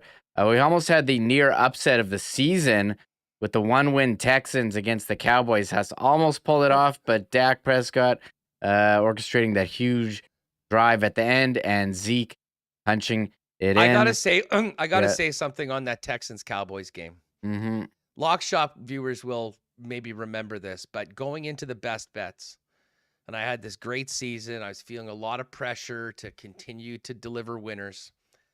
Of the 4 picks that I made against the spread, when I sent it to Dustin late on Thursday night, one of my picks was Texans plus 17.5. And when we got to the show on Friday, I said, there's no way I can actually publicly back the Houston Texans for anything. And I changed the pick, and I added Dolphins -3 last night on Sunday Nighter. That, my friends, was the difference between another 3-1 week and a 2-2 week. But it just goes to show you, whether it's fantasy, whether it's betting, lineup tinkering and changing your original pick almost always comes back to bite you in the ass. And it did to me yesterday. Got to be careful. Got to be careful there. I'm trying to think. Seahawks, that was a big loss for them against the Panthers, who haven't been very good. And yeah, that Broncos-Chiefs game, man. The Broncos, they're a total embarrassment. That trade is one of the worst all time. Russell Wilson is not good. And look, they had to throw because they were down, and Jerry Jeudy caught 3 touchdowns. Helped out his fantasy owners. Russell Wilson got KTFO'd yesterday. It was actually really somewhat scary. I mean, I'm not sure how many of you saw the play, but listen, the Broncos were right back in this game. Mahomes threw a couple picks. They quickly scored touchdowns on them. Got a 66-yarder right out of the gate in the second half, and all of a sudden, a game that was a laugher at 27-0 was on again at 27-21. And Russell was trying to be the hero, and I get it. I mean, you're the quarterback. I mean, this is a huge game. I mean, Mahomes has never lost to the Broncos. And he went up in the air trying to get a few extra yards close to the goal line. Frank Clark hit him, and he went down straight on his head. And what you normally don't see is these close-ups when a player's down like that, but they had an unbelievable close-up camera angle of Russell's head, and he was completely out. It was scary, and I'm glad he was back up on his feet later on. I'm sure he was trying to get back in the game. That wasn't happening, especially considering what happened to Tua Tagovailoa earlier this season. But it was scary, and Brett Rippon came in, played okay, but, the Chiefs ended up getting the ball back, running the clock out. Did not cover the spread, by the way, but they did win by 6 points, and now they continue to be on top of the AFC West at 10-3, tied with the Buffalo Bills, but the Bills do have the leg up on the tiebreaker at the top of the AFC due to their head-to-head win a little earlier this season. By the way, if you didn't notice already in chat, Marbles registration is open for our TOC, Tournament of Champions, brought to you by Consolidated Supply, race number 3. We'll do that in 5 minutes or so, but if you're new here, you're wondering what's up, all you got to do is make sure you're subscribed to the channel so you can enter and put in !marbles, as you've seen so many other people do, and your chance to qualify for our championship race coming up in just a few minutes. That race, of course, will take place on the 30th of December, our final act of 2022, when we'll be giving away a pair of Bomber season tickets to the winner of the championship race. And again, big thanks again to Consolidated Supply. Let's get to the Coolbet lines, though, before we do our marble race today. And I don't know why this game just strikes me as so weird. I mean, you got two teams in different conferences, two teams with different strengths, two very different coaching staffs. And there's the Arizona Cardinals, a 2-point home underdog to the New England Patriots. This number was 43.5 earlier. I see it's now 44. But Remo, don't even think about the point spread here. Just winning the game. Who do you have more confidence in tonight? The Patriots on the road or the Cardinals, who have been absolutely horrible recently at home, and especially in the second half of the season, to get something done coming off a bye? Oh yeah, the Cardinals. They feel like they should be so much better with Kyler Murray and Hopkins is back, and Hollywood, Florida Brown is back. They can't really stop anyone though. Maybe I'll go. I don't know. I guess you got to go home dog because I did. Home dog might be the play. Heads ahead. I went with the Cardinals +2 and over 43.5. Dusty's on the Patriots and the under. One thing I do know is that we've got a very good chance of cashing our favorite primetime prop, the over 3.5 field goals tonight. I will be on that. I think I'm going to give that out a little tease for our Coolbet play of the day. Follow Coolbet Canada on all the socials for myself for Dusty's Daily Picks. So that's coming up right now. And hey, if you haven't played at Coolbet before, perfect time to do it. Just getting ready for the playoffs and the home stretch in the NFL, and lots of winnings on the Jets so far this season, that's for sure. Use the promo code WST when you sign up and make your first deposit, and we'll hook you up with a 100% bonus up to $200 on your first deposit. All right, so Patriots Cardinals tonight is the Monday Nighter. What do we got cooking in the National Hockey League tonight? Flames and Montreal Canadiens. I was looking at the standings. The Habs are actually above NHL 500 right now. I mean, 13, 12, and 5 on the season. Pretty impressive for a team that had very low expectations. I mean, they're ahead of Buffalo, and they're ahead of the Ottawa Senators right now, and I'm not sure many people had that so far this season. Habs a big home dog, though, +190. Calgary, -230 after a pretty fun game Saturday night in Toronto against the Maple Leafs. Devils and Rangers. Devils has been one of the great stories of the season. They're -115, a slight favorite at MSG against the Rangers. The Dallas Stars, who are tied at the top of the Central with the Winnipeg Jets, so the Jets do have a game in hand. They are in Pittsburgh to take on the Penguins. Penguins suddenly the hottest team in the National Hockey League, having won 5 games in a row. Pittsburgh, and I think all Jet fans will hope that they can make that 6. They're at -131 tonight. Dallas at +111. Ducks and Sens. I don't know how many people will be tuning in for that one. Ottawa, -226, home favorite. Ducks +190 on the road. And the Edmonton Oilers going up against the Minnesota Wild. These two teams played Friday back in Edmonton. Then the Wild went to Vancouver, shut out the Canucks on Saturday night. Wild back at home, -130 favorite. The Edmonton Oilers +111. We've also got the Predators and Blues. We'll see the Predators here in Winnipeg on Thursday night. Preds a slight road favorite against the struggling Blues. Minus 114 for St. Louis and minus 114 for Nashville. Minus 103 for St. Louis. And that is the slate of games tonight in the National Hockey. Again, promo code WST if you haven't played a Coolbet before. 100% bonus up to $200.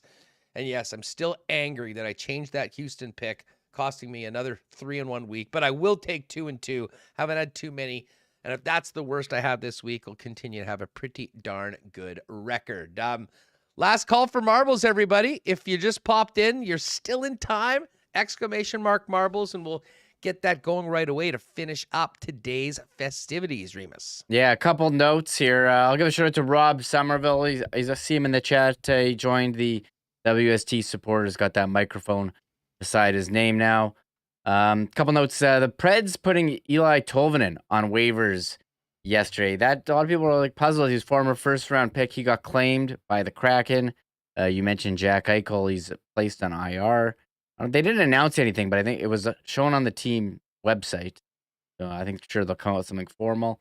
Wade Redden's going to be honored before the Sens game. If you were wondering why he was trending on Twitter, I don't know if you heard this. Jaromir Jagr suited up for Kladno. He's 50 years old, had 2 assists in 15 minutes of ice time. Come on. Yes. There was a picture of him on Instagram I saw on the weekend where he's looking totally jacked. 50 years old, Jaromir Jagr. The Bombers signed Jake Thomas, former guest here on the show, so their work's getting done. And NHL Board of Governors meetings, they're underway. Pierre-Luc and Darren Dreger did their stand-up in front of the ocean, like they always do with their suits and unbuttoned shirts. Actually, Pierre-Luc had a really nice this week. Yeah, Pierre-Luc had a really nice feature on Rick Bowness in The Athletic too. But let's see, salary cap might be going up. They're going to decide that.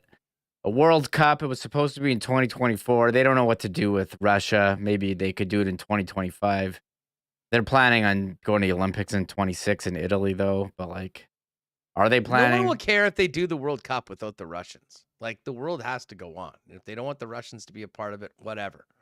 Like, we'll take the Swedes, we'll take the Finns, Americans, Canadians, everybody else. And I think that's a good take. Just do it. We just need some best on best competition. We haven't had it for a long time. We haven't seen this generation. Like, my favorite memories are Canada in 2002. And we haven't had anything like that. Golden goal, 2010. I mean, it's been way too long. And last time's World Cup doesn't count because it doesn't count. It wasn't best and best. I mean, it was cool to see Team North America. They were fun to watch, but it completely took away the integrity of the true national teams going head to head. And anyone that's paying attention to what's going on in soccer right now at the World Cup knows that that is truly the ultimate. And you're right, it's been way too long. Just a quick note on Vegas. You mentioned with Jack Eichel going on the IR. We'll see if either of their top 2 defensemen can play tomorrow night, but neither Shea Theodore nor Peter Angelo played last night. At Nick Hague, Ben Hutton, Alec Martinez, Braden McNabb, Zach Whitecloud, and Miramanov. Not familiar with Miramanov. He played here last year. Daniil Miromanov, the defenseman right now. He's got 5 games in, and he's in right now. So this could be a nice opportunity for the Winnipeg Jets to get one back on the Vegas Golden Knights, who, of course, have 2 wins in their matchups coming up next year. All right, let's get to marble time here, folks. Sure, I'll fire it up. I'll close the entries and get them in. One other, I just got the alert, Huss. We thought Dallas was going to sign Odell Beckham Jr., but it sounds like his knee is going to take longer to heal, so they just signed T.Y. Hilton, former Colts receiver. Remember T.Y.? Why? Yeah. He signed. As I get this ready, there was 2 other notes here from the NHL. Oh, yeah, Ottawa ownership situation. Sounds like they want Ryan Reynolds to be part of whatever group. Yeah, kidding. I'm pro. That is an absolute no-brainer. I'm pro Ryan Reynolds. Get him involved if he wants to be. And seems to be doing good work. Dream owner for any team in the National Hockey League, especially a Canadian market. And that could, when you think about what the Sens have dealt with Gene Melnick and all the baggage that he's had for the last 20 years, to turn that around and turn it into a group with money, with Ryan Reynolds as part of it or the face of the group, would be an unmitigated home run for the league and the franchise. Yeah, and he has that soccer team he made the reality show on. They're seeing these teams now as like a content play as well, and you get all the social media followers from using them as content. You're not just owning a team; you're owning basically owning like a reality show. And hey, one other thing, while you Yeah. get the marble race set up, it's also Gary Bettman's 30th anniversary as the coach or as the commissioner of the National Hockey League. And I was talking to Nielsen before the lock shop today, and they were talking about this with Greg Wyshynski on their program today.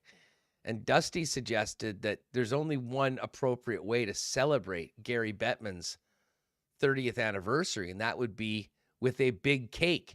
And he asked Wyshynski, well, we should have someone jumping out of the cake. Who would that be?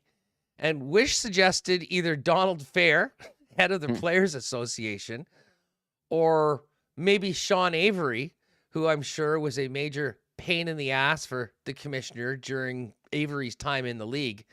But yes, if you have any suggestions on who would be a good person to jump out of Gary Bettman's cake, you can certainly do that. Maybe Rick Westhead.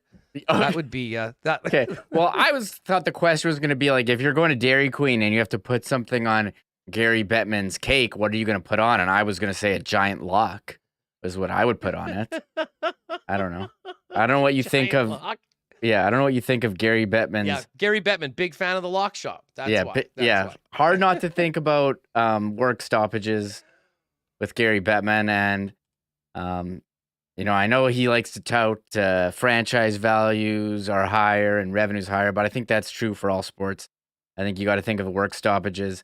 I think getting off ESPN for the TV deal and going on to OLN, I think that really hurt them for a while, and then the exclusive with NBC. Hey, man, he's been 30 years commissioner. I mean, you'll be able to find some things that he did poorly. I'm telling you right now, we don't have a team and we don't have a show right now if it wasn't for Gary Bettman helping this team come back here to Winnipeg. And that's why I think Bettman is more popular in Winnipeg than he is just about everyone else. If you kind of really, think back to what's come out. Now, listen, I know people like still having fun booing him, and I like his sense of humor when it comes to getting booed cracks me up each and every time.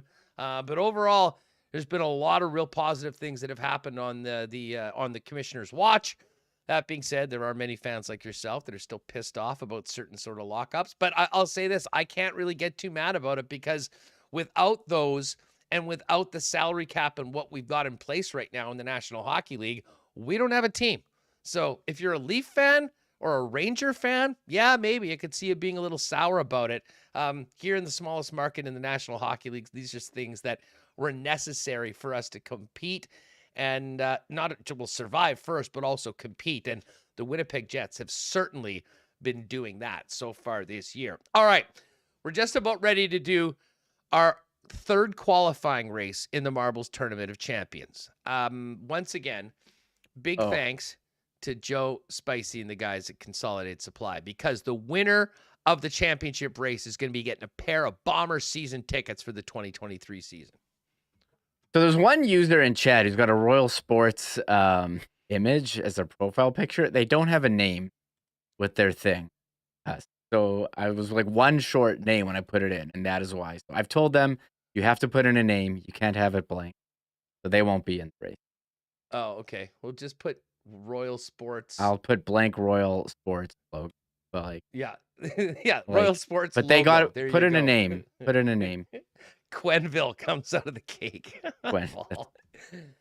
You could get a nice top 10 list of people that would rattle the commissioner if they jumped out of his 30th anniversary cake for being the commissioner of the National Hockey League.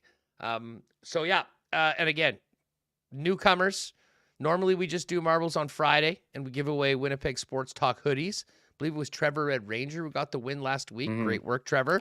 But right now, for the rest of this week and next week, we'll be doing a race at the end of every show. The top 3 marbles qualify for the championship race. And there is still one other way to get in, and that is going to winnipegsportstalk.com/marbles. You'll have the opportunity to enter there, and we'll be randomly selecting 3 more qualifiers from there. And stay tuned. I think we'll probably do an Instagram promo with our friends at Consolidated Supply. We'll put up a post. You'll just have to follow and comment, and we'll pick 3 more qualifiers from there. But hey, we all know the best way to do it is to earn it on the track. And that's what we're about to do for the first time this week. First ever 5 marble race week on Winnipeg Sports Talk. And we've had a ton of marbles early on, and we'll look forward to continuing that as we get through here. All right, Remo, where are we going today? Well, I got to hit the music, don't I? Well, absolutely. But I was just wondering. Well, we can get into that after we hear the muse of our program, the one and only Tristan Rivers Music, with a marbles intro on WST. Yeah, should I? So Tristan's dialed up. So we had the acoustic one Friday, Hess. There's a different one today. Should I preview? Oh, yes. Do you want me to tell you like what it's in the style of, or do you want to try to figure it out? No, I think we just figure it out and we discuss it in the chat. Okay. So I'm gonna hit the music. Ready? Let's go. Oh shit! Sorry. I hit the 1 second. I was listening to other stuff, so it didn't play. Okay, now we're good. It's Friday, another week of work's gone by. You deserve to treat yourself, maybe an ice cream cake or a bottle of rye.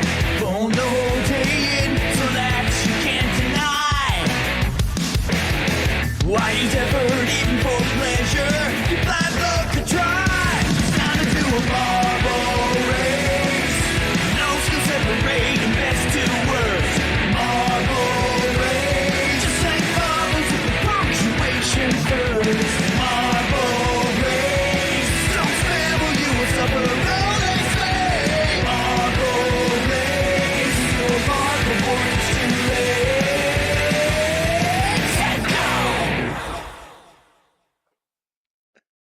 Oh man, another beautiful gift to the WST Nation from Tristan Rivers Music. What was the inspiration for that one, Reem? Yes, Chickster was the first one to get it in chat. It was Foo Fighters inspired. I like it. Sounded a bit like Monkey Wrench. And in the video, they did have Dave Grohl's signature, like tealish guitar. But yeah, I like that one. That was I mean, listen, the fact that we're going to be able to have a few different variations of it is the gift that will keep on giving to all of us into 2023. And Tristan Rivers Music, Candace Jane, you guys are the best. Thanks so much. All right. Sorry. I was going to also say, I know the song, it says like it's Friday in the song, but it's not actually Friday. I thought about cutting it out, but no, it's just like listening to like a song that you hear it all the time. It's just the words. That's the words to the Marble Race song. It doesn't have to be Friday. Bailey, is there any way to make this my ringtone? You know what? We will find that out. That is a great question. And if we could have the Marbles theme lighting up people's phones throughout the year, we will definitely try and make that happen. Well, let's get to it. 182 marbles. Everyone looking to be one of the top 3 for a qualifying marble for those Bomber season tickets. Again, thanks to Joe Spicy, Buck, and the gang over at Consolidated Supply. Check them out. Open to the public, 1395 Niagara Road East. And you can check out their website at cte.ca. Are we going back to the main menu? Everyone's telling me that we hate this map, so I'll do a different map. Oh, wow. Okay. The people have spoken. The people have spoken. What am I doing then? The dojo or the factory 2? The dojo. Let's go the factory 2. Factory 2 is a good one. That's tried and true. I think factory 2. All right. So here we go, folks. Into the factory 2 we go. Winnipeg Sports Talk, Holiday Marbles Tournament of Champions. Race number 3 out of 12. Thanks again to Consolidated Supply. Someone's winning Bomber 2023 season tickets on December 31st. And 3 of these marbles will be in the race. Michael Remis, let's drop them on a Monday. First time ever. All right, here we go. The Factory 2. This is a big one. Everyone's going to be going down. And then everyone will be going back up.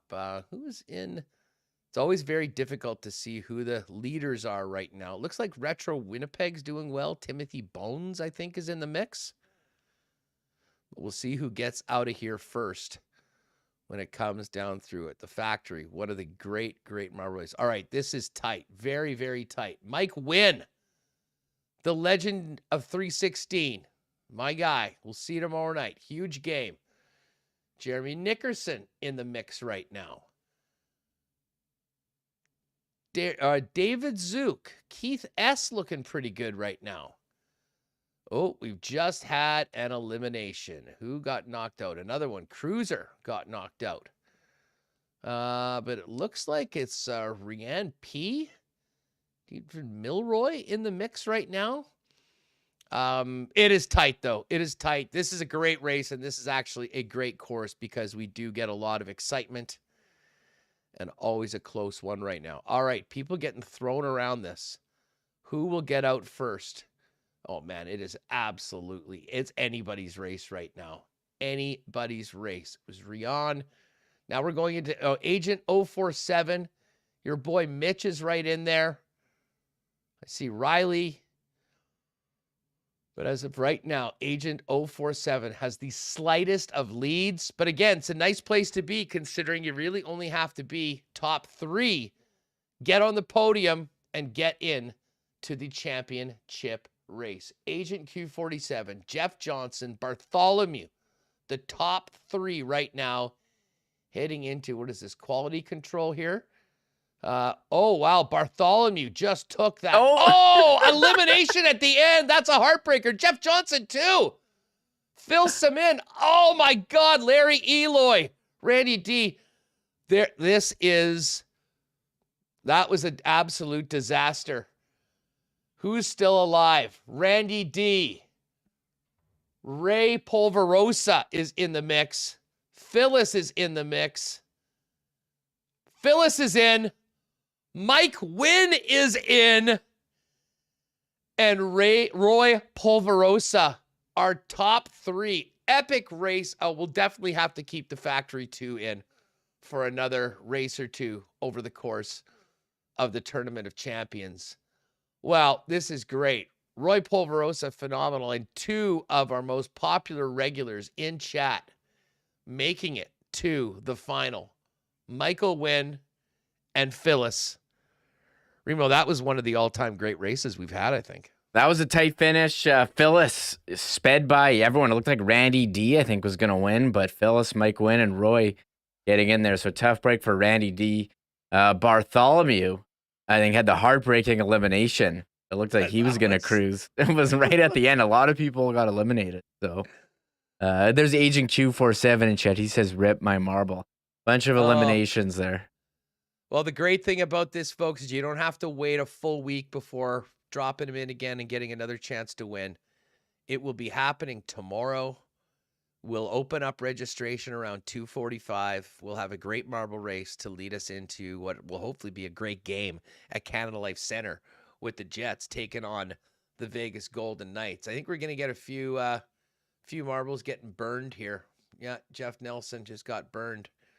Took a little bit too long. There it is. Phyllis, Michael Wynn, and Ray Polverosa. Randy D just coming up short by like 1/100th or 1/10 of a second or so. Yikes.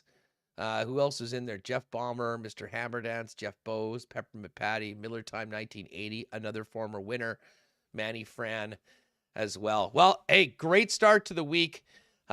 Well, hopefully we can get a nicer start tomorrow for the Jets and take out the Vegas Golden Knights. We'll break it down tomorrow. I believe Mike McIntyre is going to join us in the program. Maybe have a little bit more on NHL news coming out of the Board of Governors meetings. Wrap up the full week of action in the National Football League, looking ahead to the Thursday nighter and 3 games on Saturday this week. And, of course, everything else happening in the National Hockey League and around the Central Division right here on Winnipeg Sports Talk. Hey, we've got to thank Nick and Nikki DQ Group for their great support of Winnipeg Sports Talk. May have to start adding some DQ ice cream cakes back in 2023 for Marbles Mania. Hey, but if you are thinking about maybe a cake to add to the holiday festivities, any of the 4 Nick and Nikki DQs, DQ Northgate, DQ Polo Park, DQ Niverville, and DQ St. Anne's is where to go. Or hit them up on Instagram at DQ Manitoba. They can make it for you and get it ready for a quick and easy pickup at any of the 4 Nick and Nicky DQs. And just on the way out, a big cheers to our friends at Little Brown Jug. Had a couple 1919s yesterday watching the football games with the fellas. Man, that beer is good, as are all of the Little Brown Jug options. Check them out at the brewery and tap room. Check out their merchandise as well. And hey, if you can't make it downtown, you can get merch, you can get beer, you can get it delivered citywide at littlebrownjug.ca. And when you're at your local beer store, make sure to look for the good stuff. Winnipeg's favorite local beer, Little Brown Jug. That's going to do it for us. Thanks to Michael Remis, Dave Poulin, Jeff Hamilton, and everyone with us today live on YouTube. Podcast listeners, don't forget, set a little alarm, pop in towards the end of the show and get out on the marble race this week and next, and we'll do it again tomorrow. Get ready for the Jets and Vegas Golden Knights and qualifying race number 4 in the Marbles Tournament of Champions right here on Winnipeg Sports Talk. Have a great night, everybody. Oh, my God! Oh! Shut it down! Let's go home! Thanks for tuning in to Winnipeg Sports Talk Daily. Make sure to subscribe on YouTube and your favorite podcast feed at winnipegsportstalk.com.